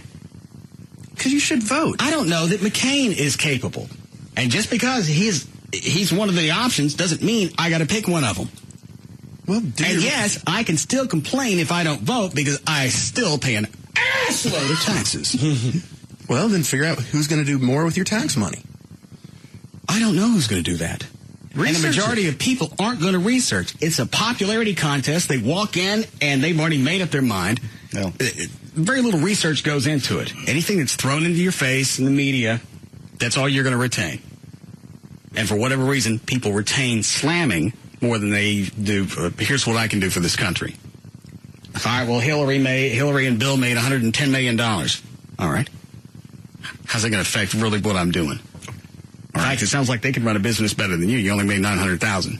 Now what? Click. And the majority of that money was made by Bill, not Hillary. But, I mean, for the election, I think the issue people will focus on more than anything else is when we're attacked again, and it's bound to happen. Right. Who do you want at the helm to lead the counterattack? Me. You would be a dandy option. Just for something like that, and have all the calls forwarded to my house. Phone rings at 3 in the morning. I'm answering that bitch. Yeah. Hello. Yes, there's a crisis in the Middle East. We need If it's red, push it. Sir, it's just not that simple. If it's red, push it. Can I tell you what's going Is there on? a button in front of you that's red? There's one right here. Mash it. I'm not going to do it. Mash anything that's red. I'm going back to sleep. Can I explain? Red, mash it.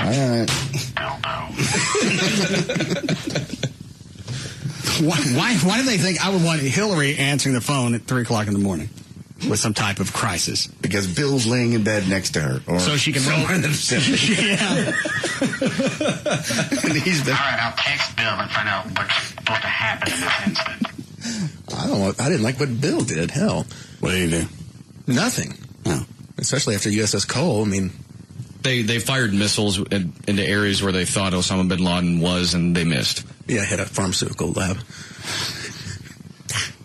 Why would you just shoot missiles randomly? Well, there was... You wouldn't do that at the state fair trying to win a prize. Why would you do it with ICBMs? Well, there was a... It doesn't make any sense. It was during the Monica Lewinsky shenanigons, and there were a lot of people who said... That was a distraction? A wag the dog type deal. And smoking cigar. I got it. Yeah. Do you want to know the breakdown as far as what their Clinton money was? All right, good. The majority of the income, of course, comes from Bill Clinton. His speaking engagements brought in $52 million, and his 2 book deals, this is again since 2001, brought in $30 million. In addition to her yearly Senate salary of a whopping $169,300, Hillary made $10 million off of her 2 books. Even though the second book, It Takes a Village, she took all the money from that and stuck that in charity. I didn't know she had 2 books. I remember she had It Takes a Village to Raise a Child. I didn't know she had another one. Yeah, It Takes a Village was the second one. That's the one that went to charity. The first book was Living History. What was that about? I don't know because I'd never heard of it. Oh. According to a new study, cities that ban smoking in bars as a health precaution are actually making their cities more dangerous. I always wondered that. Mm-hmm. If you have like a city of Dallas, you can't smoke in a bar. Okay. All right. Let's say I live in Dallas. All right. Well, now I got to drive to Addison or wherever they'll let me smoke. So now I got to drive further to get home while I'm drunk. You nailed it. Researchers from the University of Wisconsin-Milwaukee examined the rates of drunk driving arrests and fatal accidents involving alcohol in cities which have recently enacted smoking bans in bars. That's why I don't smoke. You dip. You can dip anywhere. I know you can. What they found is that after cities banned smoking, drunk driving arrests and accidents involving alcohol both increased dramatically. According to researchers, just like Russ said, people who live in cities with the bans will drive to other areas where they can smoke while they drink. And the problem is that once they're buzzed, they still got to drive home, which means more drunk drivers on the road and more accidents involving alcohol. I wonder if you drink more when you would know this, Dan, when you're not smoking because you need something to do with your hands, so you drink more instead of puff, puff, drink, puff, puff, drink. You just drink. I don't understand that. Okay. Honestly, what I'll do is I'll be sitting in a bar, and after a certain point, if you're... You go outside to smoke. Well, you do. But if you're a smoker and you're in a bar, you look at people that don't smoke and say, I don't know how you do that. They're perfect together. It's pizza and cheese. Your life is such a void. And it's really, but JD's right. That's a valid point. Is because you're used to having something in your hand, just as you drink more, just something to distract you. If it's not there, do you drink more? Actually, the weird thing is, the couple of times that I stopped smoking for a short period, I actually drank less. And people that I've known that have quit for longer periods or permanently, some of them rarely drink. Because why would you drink less? You just gave up a vice. It seems like you go heavy on the other one. No, because the two go so hand in hand. Most smokers are smokers before they're drinkers. And you can't enjoy getting drunk without nicotine? Oh, you can, but you want both. If you're used to both, that's what you want. I know a lot of smokers that if they drink, they try to quit. If they drink, they almost immediately are smoking again because, like Dan said, for them, the two go hand in hand. And it seems preposterous to have one without the other. Well, at least mainly drinking and not having a cigarette if you're I've been on the Skull pouches for 9 months now. Whatever. You're nearing a year. Thank you. You want your chip. And I've had the pouch and had whiskey, and I don't associate the two. But then again, it's just in your mouth. You don't have anything going on with your fingers, and maybe it's just a habitual thing with your hands. So having the pouch in your mouth, you still drink as much whiskey? I think so. Okay, I didn't know. Maybe having something. It took me. I didn't drink as much in the beginning because I would have the pouch in, and that's before I figured out how to drink and have the pouch in my mouth. That's a glorious day. Was that for you? The day you figured out how to drink and leave the pouch in? I got a card from Trey with congratulations. I was proud of you. My little boy's all grown up. You keep the pouch in the front, and you throw your tongue down, like little whiskey bridge. Pour it down the tongue, and you keep on chawing. Right, your spit stays down here. Keep on chawing. That's not a bad ad campaign. Bunch of those guys in a line with their foot out. Yeah. Dribble hanging out. Cups in their hands. Keep on. Do we need a break? We'll be back.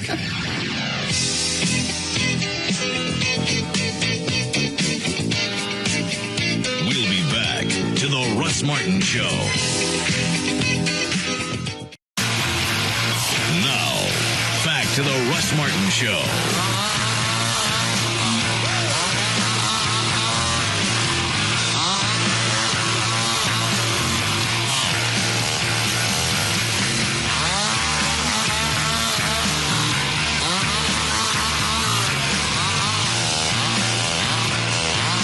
When can we expect our cash?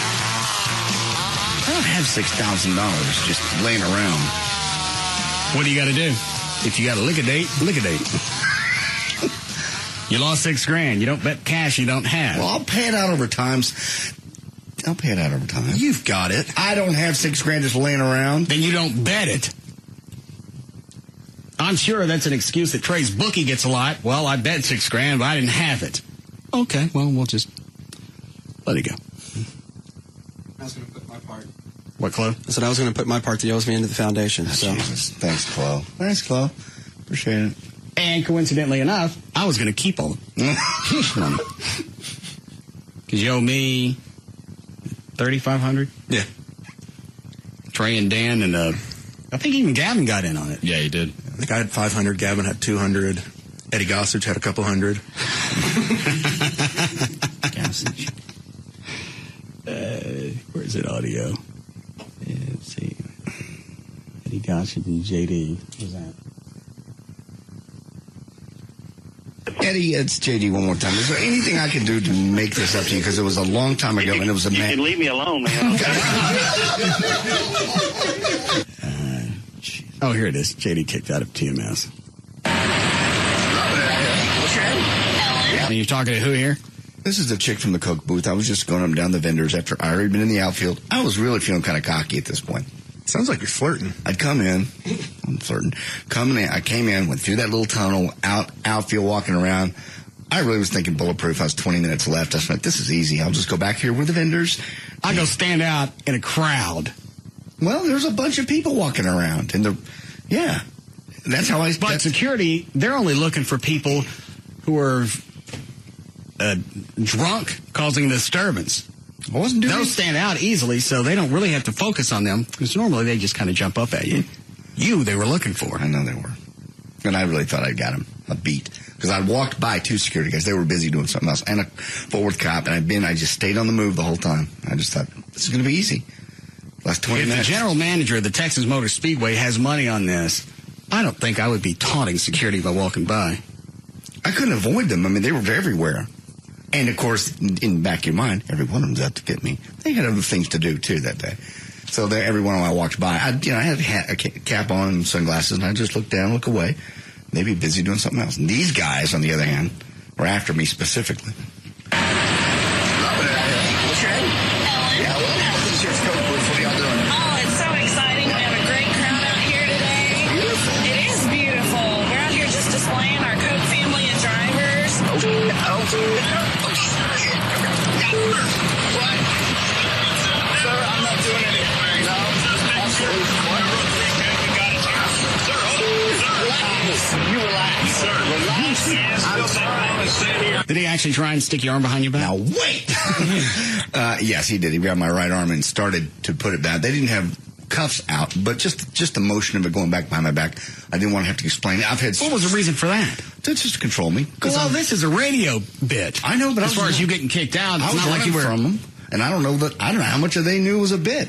All they knew was their job was to get me out of there. A couple of German shepherds coming after me. What?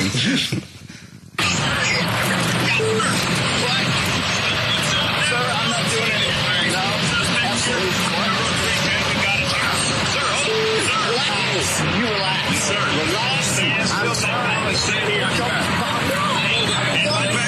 haven't done anything. I would have let you keep the $6,000 had they tased you. What?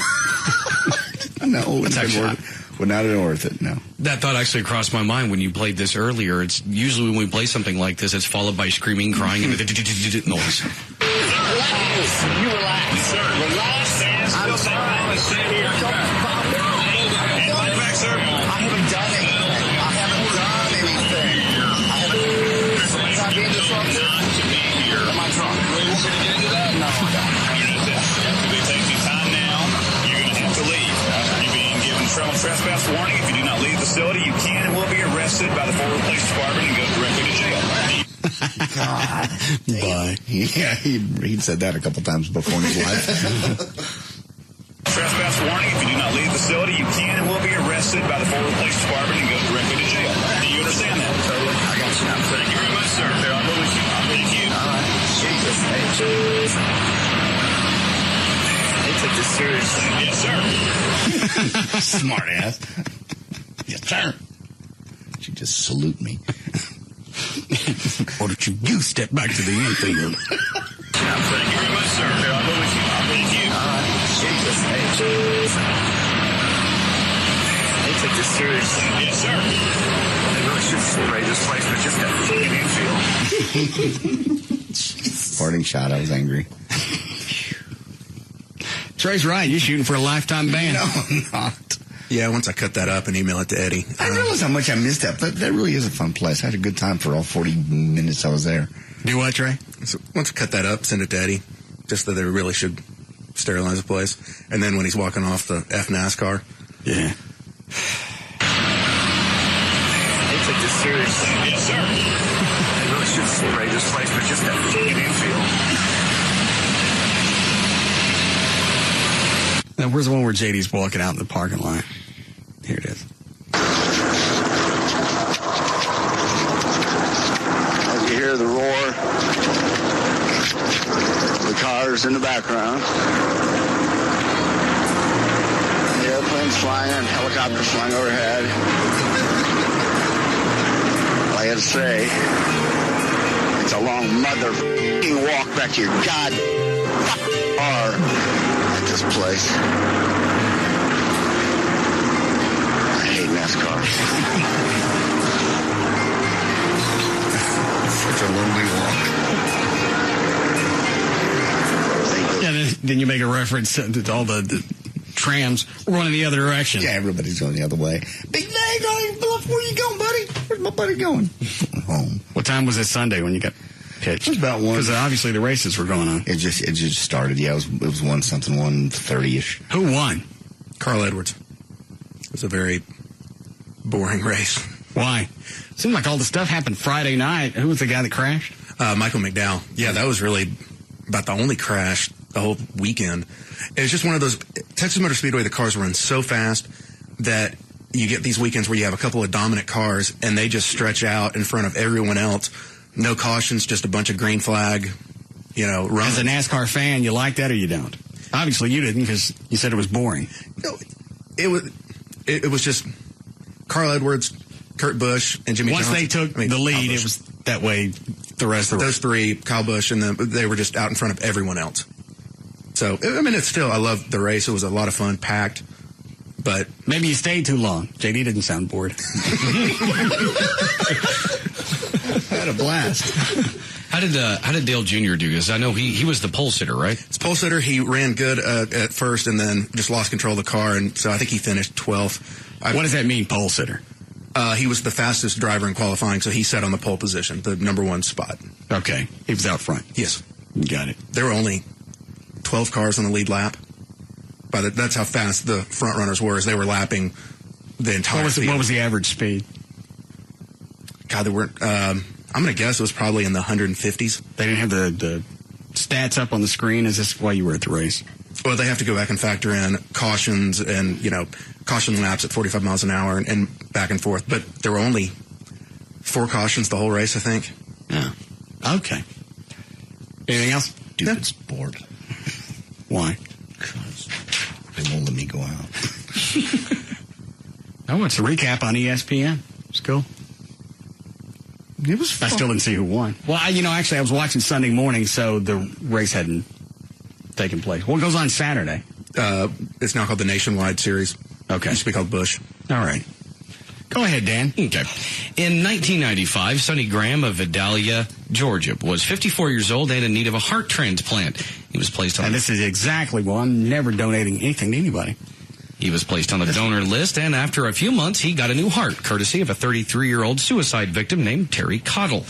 Well, the next year, Sonny was feeling grateful for his new lease on life, so he decided to contact Terry's widow, a then 28-year-old woman named Cheryl, to express just how thankful he was for her husband's heart. Sonny and Cheryl began exchanging letters, and after a little while, they decided to meet in person. They immediately hit it off, and in 2004, Sonny and Cheryl got married. For a few years, everything was great, but somewhere along the line, Sonny became depressed. He struggled with his depression, but last Tuesday, he decided to commit suicide by shooting himself in the head, which also happens to be the exact same way Cheryl's first husband, Terry, ended his life. What does that got to do with you giving up stuff? I'm not giving you anything because I don't know what you're going to do with it. What's the difference if your you're kidney's dead? you've already lost. I know this isn't exactly the same thing, but you've already lost. You got 2 kidneys? Yes. Lost them both. You did something. Yeah. I'm not going to give you one because if you did something, you're probably going to crap out this kidney I gave you. What if it was just diseased? I got a disease. And the disease is going to crap out the kidney that I gave you as well. So I might as well keep it in a nice, safe place. Me. But you're dead. Well, he's talking about... I said this is the same thing. Not heart, obviously you're dead. And in this case, I'm thinking the common denominator between these two is the chick. You got 2 guys that come on kill themselves. It ain't them. It ain't that hard. Well, I could leave her now. Because then I got to go outside. That process is too long. Yeah. Bye. Yeah, this was much better. You don't have to worry about it chasing after you. And according to a recent survey, 1 in 4 heart transplant patients actually start smoking again after they get their new heart. Doctors at Freeman Hospital in Newcastle, England, analyzed urine samples from 380 heart transplant patients who used to smoke cigarettes. Over 13 years, they inspected the samples for signs of tobacco use. Overall, 104 of the transplant recipients took up smoking again after getting their new heart. Those people went on to live for an average of 12 years, which is 4 years less than those patients who stayed away from smoking after receiving the transplant. And I know this is not an option, but if I'm the person that gave you, either the person or the agency that gave you that, and we find out you've been smoking, we're digging the bitch out. Coming back after it. You make that a requirement in the contract. Whatever you have with them, we give you this. You're not going to do anything that caused the first one to crap out. If you do, we're coming over with a melon baller. It's amazing how many people go back to smoking after either getting a cancer scare or a heart attack. Terry Dorsey's a good example. Had either a bypass or he had a full-blown heart attack and went back to smoking a year later. See him out in front of the building. Terry, buddy. Well, Buddy kept the weight on. It's always a balance. No one will accuse him of looking sickly. Even when he was doing TV spots for, was it Chevy? Doesn't matter, but it was a truck. He wasn't even concerned that he was on television and being that big. No. And it's disturbing when you flip it on and you're going, commercials running, and you look up and say, that truck's talking to me. No, sir. That's actually the spokesperson. Look at the truck on the right ain't saying nothing. He was just, well, a part of it is... I don't care what Hawkeye said. Dorsey looks like he's tipping 300. I don't know how much he weighs. He's very short, too. Not very short, but that's not helping him. If he's 20 pounds overweight and he's 5'6", 5'5"? Is that all he is? Yeah. He's a runt. There's a short guy. But if you put on 20 pounds, it looks like 40 on you. But he also decides I'm going to go on television. I can get away with it on radio. Nobody's going to see me. I can put the pictures on the website. I can Photoshop those. I can squeeze it in. Or do like Mark Davis does. Use the one from 1994. And that doesn't look anything like you. And that's all Mark sends out. Oh, I know. Is that headshot. I forget what I saw. I think it was in Talkers magazine when Gavin got it. He said, look, you made the hot 100 on the Talkers again. You look me, they go to my website and pull some picture where I'm sweaty and greasy. Yeah. Look like I just got here. Mark Davis, they pull a picture from 20 years ago. That's his promo picture. Go to the website. At the auto show, too. Yeah, at the auto show. At the auto show over the weekend, I went by the WBAP booth, and sure enough, they had that old school picture of Mark Davis. Those are still the handouts that they give out? Right. Still that old picture. And then I walked outside. That looks like his high school headshot. It's quite old. What? Also, and then I walked outside and saw that Mike Gallagher was on the side of the van for a case guy. About scared me. Oh, my God. Yeah, Chloe took a picture with his phone and sent it to me. He said, you will see something scary.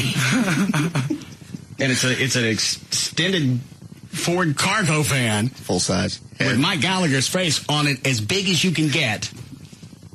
And they still ran out of room. Why would you do that? Do a caricature, just a name or something. Especially when you look like Elmer. I've seen the fella in person. It's not something I want on a van. Maybe somebody's out here hunting rabbits. You go to his website and that picture, and as we know, with all headshots, They didn't get Mike Gallagher in a studio, take one picture, and that was it. No. The picture that they're using, and it's the same one everywhere, billboards, whatever, for Case Guy. It's that same picture. How many didn't make it? About 200 or 300. Really, all he's missing is a musket. Next time we see the van, we'll draw one on. A big hunter's hat. I got it, Dan. Okay. I'm sorry, we mentioned Carl Edwards already, but here's some good news for Who's Carl Edwards? The guy that won the Texas Motor Speedway. 775. Oh, all right. This is something I know Chloe is excited about. At the stroke of midnight, American beer drinkers were no longer breaking the law when they broke open a beer. Breweries and beer lovers around the country are celebrating the 75th anniversary of the return of beer on April 7th, 1933, as Prohibition drew to a close. What became available that day was only 3.2% alcohol by weight, compared with up to 5% in full-strength beer, but still, it was a step up from the virtually alcohol-free near beer that had been sold since 1920. In St. Louis, Missouri, mega brewer Anheuser-Busch is throwing a big bash complete with historical exhibits and an appearance by the company's famous Clydesdale horses. Do you actually drink that much beer? Yeah. It just depends on when. It's usually either the Bud Light or the Michelob Ultra. Love it, so. What are you drinking now? Like at this whiskey. moment. Whiskey, yeah. Free. Yes, lots of it. Thank you very much. And vodka. And tequila. I got the tab from Majestic. What was the final? They gave me, obviously they charged me, I don't even think this was wholesale. It was below that. Yeah. But Chloe kept what he got at the beginning of the show. Yes. And later, which wasn't the deal. When we sent him out there for his birthday to go on the shopping spree. Right. What did it end up being? It's nowhere as bad as the $3,000, but you bring me that turntable I got you for your birthday back. What? They I told me spent that I could $150. keep that. I spent $150 on that. Yes, and then I get a tab for $1,200 for his shopping spree. Oh, wow. I thought you were going to drop maybe $200. That's what I thought. That's why I sent Trey out there with the BB gun and the explosives. Well, obviously he'll be too distracted to pick up anything. Chloe don't know. I look like some guy in Vietnam saving his troop. Run, Forrest, run. And Chloe keeps all of it. Well, you made the deal. Also, Trey told me to go for it, too. Huh? Uh-huh. Your job was to distract him. I did. Oh, he distracted me very well. Jesus. But beforehand, he goes, no, go ahead. No. He was giving me hints and pointers. Huh? Why are you giving him pointers? It was his birthday. I know this was like a dream come true for him, so I was helping him out with a little strategy. So, retail, you let him grab almost $3,000 worth of stuff. I didn't think he'd go for the real expensive stuff, but I told you if the BB gun didn't work, to pistol whip him. I was hitting him in the head, in the hands, everywhere, and that hurt. But when you got a goal in mind, I was telling everybody what was going on, and they said, did they realize that they were putting you in a liquor store? That, adrenaline would just be. And you're shooting him everywhere. Everywhere. But you told him to I had two guns. Was he wearing goggles? Yeah. Why? I want to put an eye out. What better distraction? And to blind him? Then he loses his depth perception. I didn't want to blind the guy. I did. We find this out the same day we found out you were texting Amber all weekend. It's 2 strikes. Yeah. What else you doing? Nothing. You tell me now, and it'll be a lot better. Why are you texting Amber? All weekend. Why are you texting somebody else in the building? Why you got to pick the chick that I'm after? You're engaged. I'm after this chick now. I already caught one. You're engaged. I've caught one. I'm going after this one. It's just friendly. No, it's not friendly. Debbie Henry in HR. You text her? I didn't think she was going out to the Texas Motor Speedway. Regardless if she did or not. You text her? No. You knew Michael Ruse was going to the Speedway. What about that fat chick in promotions with a mustache? You text her? No. Why? Because they're not hot like Amber. Get away from my chick. You eat someplace else. You already have a chick. That one's eaten out. That one's got a big diamond on her finger saying, y'all are going to get married. And she can have it. I just want Amber. I don't care if it's a rebound or not. It will be. I want to take some pictures of her in the studio. Chloe, did you bring the apparel? Yes. She's probably gone now. What apparel? Just things for her to wear. People wanted pictures of her on the website. I pulled some stuff off her MySpace and stuck it on my side. Okay. I wanted some pictures in the studio. Oh, I see every camera over there. What outfits did you bring? Would you like to see a couple? Sure. I'd like to. Where'd you get all this, Chloe? Condoms to go. All right. Turn your head.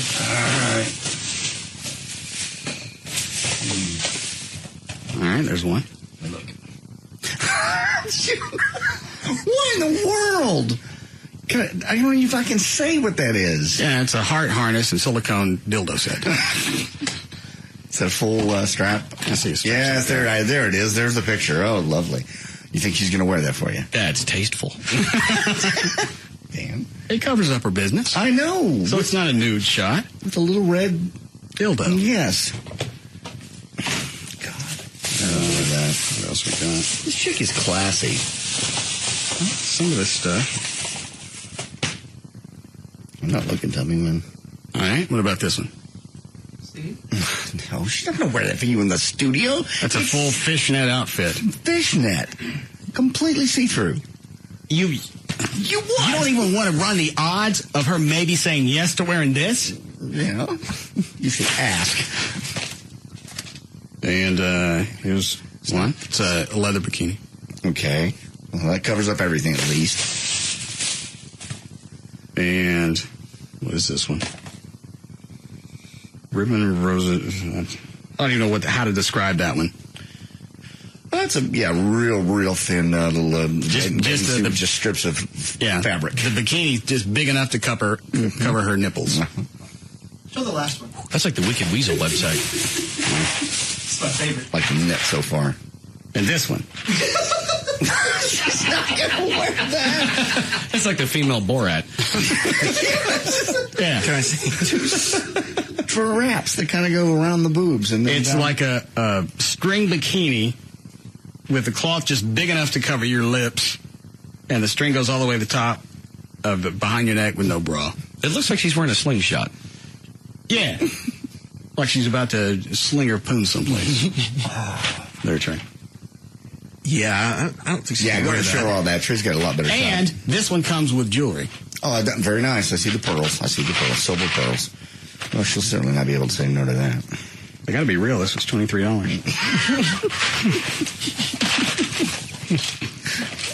Were all these about the same price? Yeah. How much was a dildo? It's expensive. What depraved fantasies do you have that you wanted her to wear that outfit? You don't want to see her in any of this? Wearing a strap on? Yeah. Why would you want to see her wearing that? Just because she's wearing one doesn't automatically mean it's for you. Yeah, it does. Dan, don't ruin it for all of us. If that's the only way that I'm going to get any sex out of her, to where I got to take it in the ass. Strap it on. Yeah. 4-way adjustable nylon strap fits up to 60-inch hips. Up, dude. Oh, man. Good news, Earl.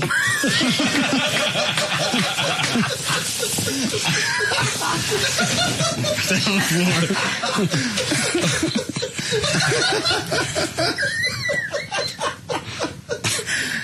Don't make me fart. Oh, you did not. Yeah, taking that stuff that makes you have oily stool again. What? Tell him before we need a break. Put your John Deere hat on. Let's go. Good news, Earl. I got nothing else to say. Trey, why don't you run? Just go check during the break and see if Amber's still here. Okay. We'll take some pictures. Yeah, just break here. All right.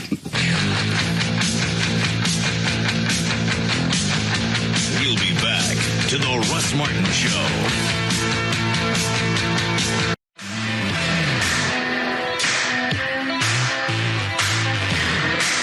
Now, back to the Russ Martin Show.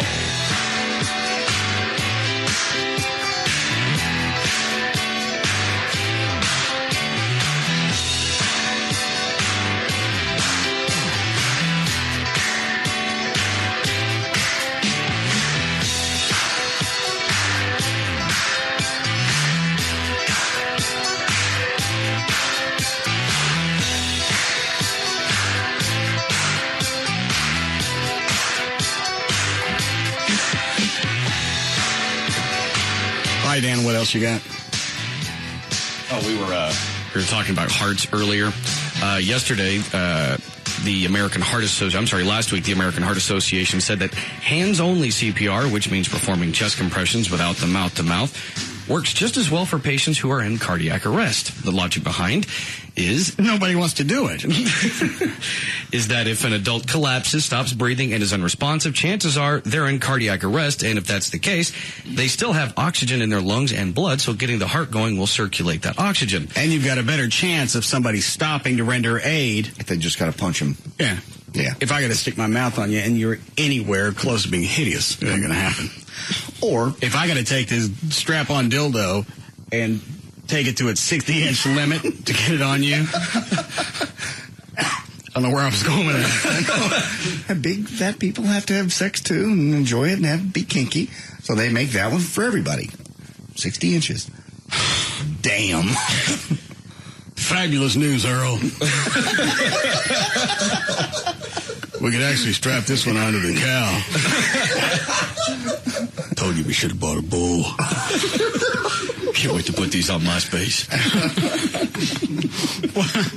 You got a strap on, and you got a udder.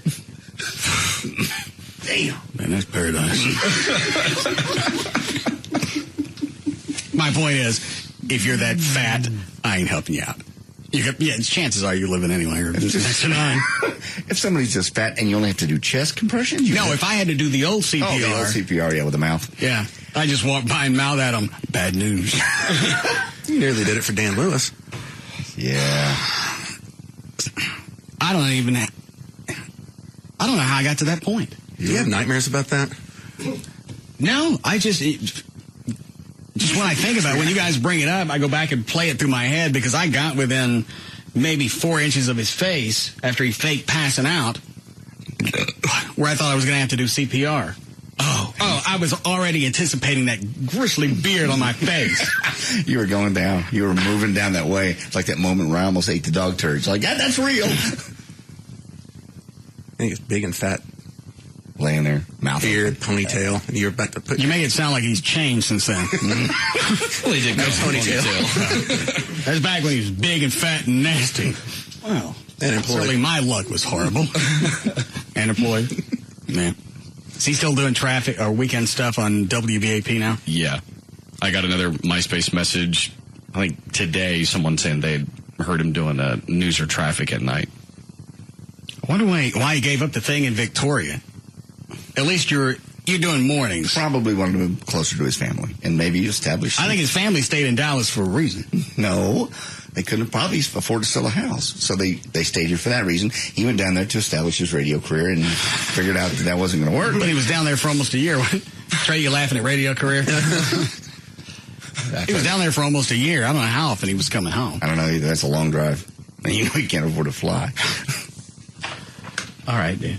Many guys are under a false romanticized impression that they have to last hours in the bedroom to be considered a stud, but if you can't last that long, it turns out that's actually just fine. Researchers at Penn State asked sex therapists and psychologists how long sex should last to be considered satisfactory, and they found that ideal 7 to 13 minutes. You get close to that 7 number, Dan? No, but I consider that more of a goal. 1 to 2 minutes is considered too short. Someday. It's like playing a video game. Right. Different levels. Right. That's just a level I'll probably never make it to. Sometimes in video games, there are rooms you never see. 1 to 2 minutes is considered too short. 10 to 30 minutes is considered too long. But anything in between is apparently just right. 3 to 7 minutes is described as an adequate duration. Now, they talking about just the act or everything leading up to it? I believe they're talking about just the act. Okay. Because really, if you think about it, you're a chick and you got some guy that's going like that nonstop. I'm sure that gets old. Yeah. And dulls all the feelings. I had some chick say that to me one time. He goes, okay, let me explain something. She took the back of my arm. She goes, let me tickle that. How's that feel? Well, that's really sweet. She goes, all right, now how's this feel? That's why you need to be gentle and slow. Bitch. Well, but if you're slow, I ain't going to finish. I think she was explaining for me how to pleasure her. No. You have no interest? No. I like to get in there like a little bunny rabbit. When I'm in bed, I'm speedy. Stand. Until you pass out on top of her. I forgot about that. I didn't remember sex. I didn't remember anything until I got up the next morning. And there are little Post-it notes all around the house. Love you. Last night was romantic. And going, who come over? I got stabbed later. Let me see where is that. That's actually pretty smooth on her part because she knew you obviously wouldn't remember, so she built you up all day, saying, God, you're so good. No, I could tell there was sarcasm with it. Oh. I just didn't know what else had happened. Hello, my love. I just wanted to call and thank you again for the sex last night. It was a truly gratifying experience. Oh, and by the way, if you are going to fall asleep on top of me again, maybe you can lose some f***ing weight. Love you. Badass. Match made in heaven. I'm sure Amber would be happy with me on top. Not falling asleep drunk. I don't believe any chick really digs that and wakes up in the morning and goes, man, if I could just have that every night. I've been up nonstop for probably 18, 19 hours. At least I had the fortitude to come home and give it to her. Not my fault. Takes you forever to have an orgasm. You slow poke. I know you should be more speedy. And then fall asleep right there on top of the prey. She's the one who wants to cuddle?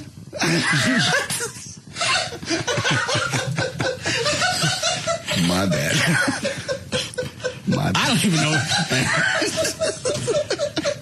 I don't even know if I finished. Even if I had to throw out an educated guess, I don't have a clue. I'm sure she doesn't either, doesn't care. This is the visual of her going, get off me, badass. God. That's actually a good question. I wonder how long she lied there before realizing, hey, you were asleep. Hey, he finally got into this slow sex again. Exactly. This is so romantic. But he turned it into a stop. All right, now he's drooling. It's over. You want to find out if I finished? Yes. Yeah. I don't want to find out how long it took for her to get out from underneath you.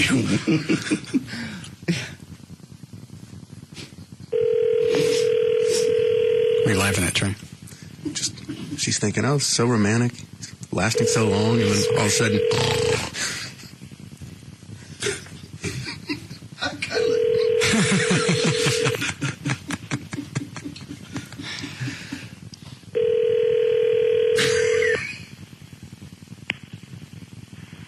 You have reached 214. Okay, we'll wait. So please leave a message, and I'll return your call as soon as possible. Thank you for calling. Call me back when you get this on the hotline, if it's in the next 5-6 minutes. Thank you. All right, Dan, go ahead. Okay. When 31-year-old Ginny Deves of Southern Australia met her boyfriend John, there was an instant connection. And after 2 weeks, they began an intimate relationship. The only problem is John is Ginny's biological father. Apparently, John used to be married to Ginny's mother, but shortly after Ginny was born, John took off, and there was no contact for 30 years until they recently reunited. Ginny says she quickly started seeing John as a man, not as her father. And while John initially had mixed feelings about sleeping with his daughter, he says his emotions took over, and now I don't want to say that part, but they're fantastically happy.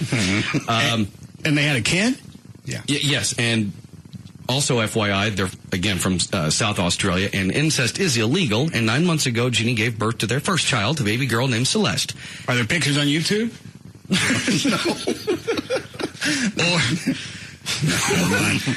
What? None. Jenny says Celeste is in perfect health, and since she and if I'm that interested, I could have gone out to the races over there. Wow. Yeah, I didn't say which race. And since she and John entered into the relationship as consenting adults, she doesn't see what the big deal is. It's illegal. Well, according to them, all they're looking for is a little bit of respect and understanding. I don't know how you get past the parental relationship on either side. Because you never saw him for 30 years. You don't think of him as a dad. You just think of him as a guy. I mean, That looks a lot like you do. Yeah, actually, I saw their picture. They're spitting images of each other. Was there a picture of the baby? Yeah, I saw a picture of the two kids and the baby. And? The father and mother look identical and are both fat and ugly. And actually, the kid looks normal. Oh, all right. Go ahead, Dan. Okay. Russian President Vladimir Putin. Hold on. Oh, my bad. I tried telling you. Well, with his new computer, they took out all my fart files. Bastards. Let's see what I got over here.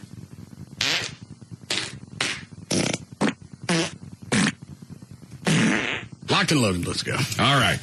Russian President Vladimir Putin urged NATO to work toward compromise on disputes over enlargement, arms control, and missile defense at a cordial farewell summit on Friday. Putin acknowledged that the resurrection of a strong, independent Russia had not made relations easy, but said his successor, Dmitry Medvedev, had an opportunity to build ties. A 90-minute meeting with President Bush and other NATO leaders in Bucharest yielded no big breakthroughs as far as Putin was concerned on disputes ranging from Kosovo. It's a little weak. Let me run through these really quick. These are all out of a really tight anus. Yeah. Love that one. Hang on, there are two on here. All right, go ahead, Dan. Although Putin... You guys want to call Chuck?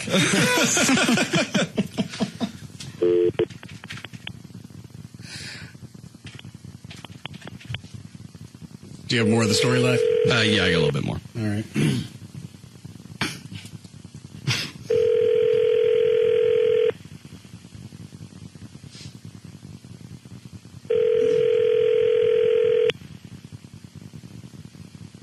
He's probably already hit a bridge button. Maybe I can get there before the end of the story. Hi, this is Chad. All right. Yeah, Dan. Okay. So, although Putin reaffirmed Russia's fierce opposition to NATO's enlargement plans as a potential threat, Putin's tone was very different from the searing attacks he launched on Washington and its allies over the past year. Putin said, "Let's be friends, guys, and be frank and open." Putin's appearance marked the first time in 6 years that NATO leaders have invited Putin to a summit, and comes a month before Putin hands things over to Medvedev. Must be fabulous to listen to us in stereo. The first day that FM and AM did stereo, everyone's like, this would be great. Imagine all the possibilities. Technological advances. No reason for us to be on FM. It's got to be one of the few talk shows that utilizes the fact we got two channels.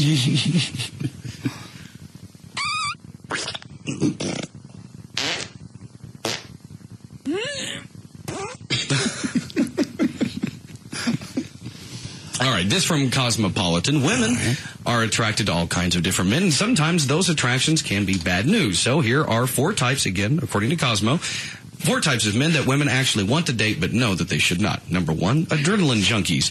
These guys don't like to just sit around and do nothing. They're constantly doing physical things. So if you're a woman and you like to chill at home, you'll get old for him after a while.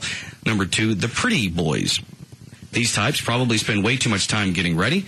My point. Exactly. Especially the guy that Amber was dating. Yeah. I saw pictures of him on her MySpace. Okay. And that's exactly what he was. He was a pretty boy. Well, maybe he just... And wasn't he from Australia? Yeah, if I remember her saying so correctly. Yeah. Home of ancestry. What? No, you're right. And where the couple was? Yeah. Thank you. What's that got to do with anything? It doesn't matter. Maybe he's not one of those pretty boys. Maybe he just wakes up in the morning and just looks naturally hot. He just rolls out of bed, fluffs his hair, and he's just tan, young, toned, and rich. That's irritating as I got to get up, I got to tan, I got to shave, I got to do my hair, I got to pluck hairs from everything that I own, including the end of my crank because it looks like a catfish. These guys got to do nothing but just get up out of bed, shake their head, and they're hot. It's the bedhead look. And I'm hot. No, see, those guys that do that bedhead look spend probably an hour trying to make it look like they just rolled out of bed. I think there's some guys that are just that good looking. You get up and you're that way. Yeah. I got to spend hours. And it doesn't matter. Clothes, any accessory I put on, never going to look like that. And that's irritating as. And that's what she obviously goes for. The young, tan, strong, wealthy guys. Now, the money wasn't that important to her. So you can't even hold that over. That's because the guy had it. Now, if that guy looked exactly the same, but was a part-time promotions assistant here at the station, she wouldn't have been he living pulls with up him. for the first date, and he's got a nice flatbed Ford. Again, with a car engine chained up to the bed of it, and beer cans rolling off every time you hang a left. I'm going to guess that relationship wasn't going to flower. You never know. She seems really down to Unless he planted it. She says she's not materialistic at all. Chicks that say that are. Nah, she's a fair girl. I'm low maintenance. I don't want you texting her again. I don't understand how the whole you texting her over the weekend started. It makes no sense. I talked to her, and she said she might be going out to TMS. So I said, a lot of people went to TMS. How did you? When did you talk to her to where that came up? I was back there getting something. Was it here in the building? Yes. So that's the answer. Here in the building. Yes. All right. I don't need to know what you were doing in the back. Okay. Quick answers. Why were you in the back? I was getting some supplies. For what? I think I was getting some Post-it notes. Do without. Ooh, Trey, I'm sorry. I got to drive the bus over you, buddy. Oh, how sad. What happened? The supply room isn't in the back. It's before you would even have to go back into where her desk is. Yeah, but... what? The supply closet is quite empty, and she keeps everything back there now. So, haha. All right, good cover. You can go look. Oh, I intend to. But that doesn't explain why all the text messaging between you and her over the weekend. It started off with just... How did you get her number? It was on the list. Off the employee list? Sure. Why did you pull it? Because we were talking, and she said she might be coming out to TMS. I said, well, hey, if you do, come join us. We're going to be camping out. She was in San Antonio. Why would she come out to TMS? Well, that was... Spin the wheel. That was last minute. Do you know how many people from this building went to TMS? You could have texted. Spin a wheel. The San Antonio thing was a last minute deal. Just like at 4 o'clock, I decided to go. Cut off one of Trey's thumbs. Which thumb do you text with most, Trey? And whichever thing he texts with, you know what, just in case he's lying, cut them both. I haven't even been able to go out have drinks with her yet, and you're already texting my poon. You have a fiancé. Keep her. That's yours. That's why you brought her that ring. Something tragic happened over the weekend to her. What? She fell in the garbage. Took almost 45 minutes. Yeah. It's after 7 o'clock. There we go. I want to see that in True. It wouldn't have taken so long had you not struggled. Death by Sinkerator. I just want to see that interrogation video when you're trying to justify that she fell into the disposal. No, really. What did you want, Clive? Oh, if you could play that the David Henry auto from earlier. Hold on. David Henry. Well, now I got a whole list of stuff we've done to David.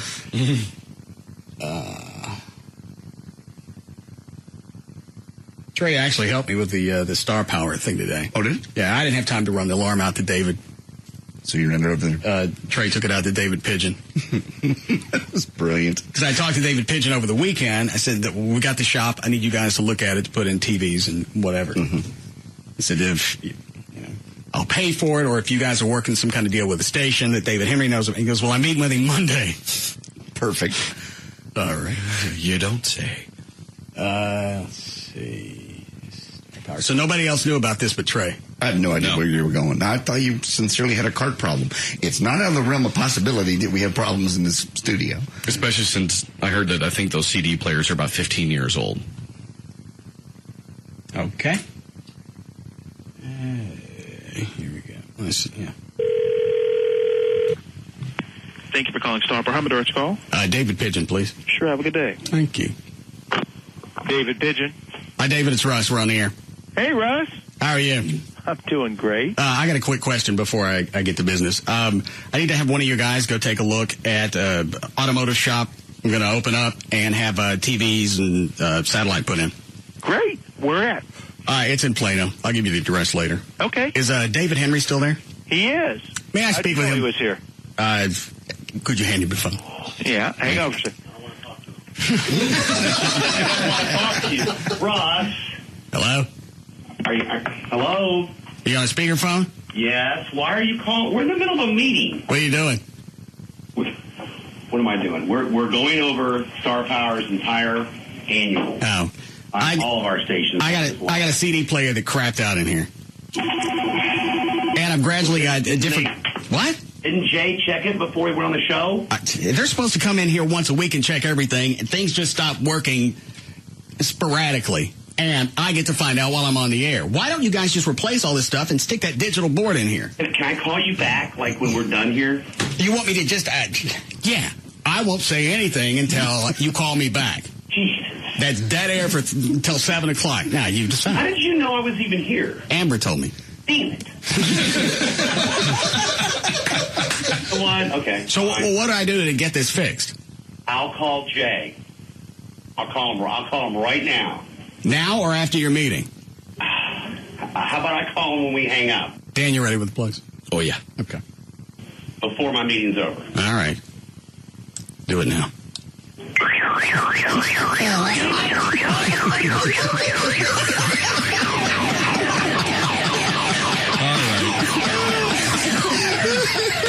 How the hell? Thank you.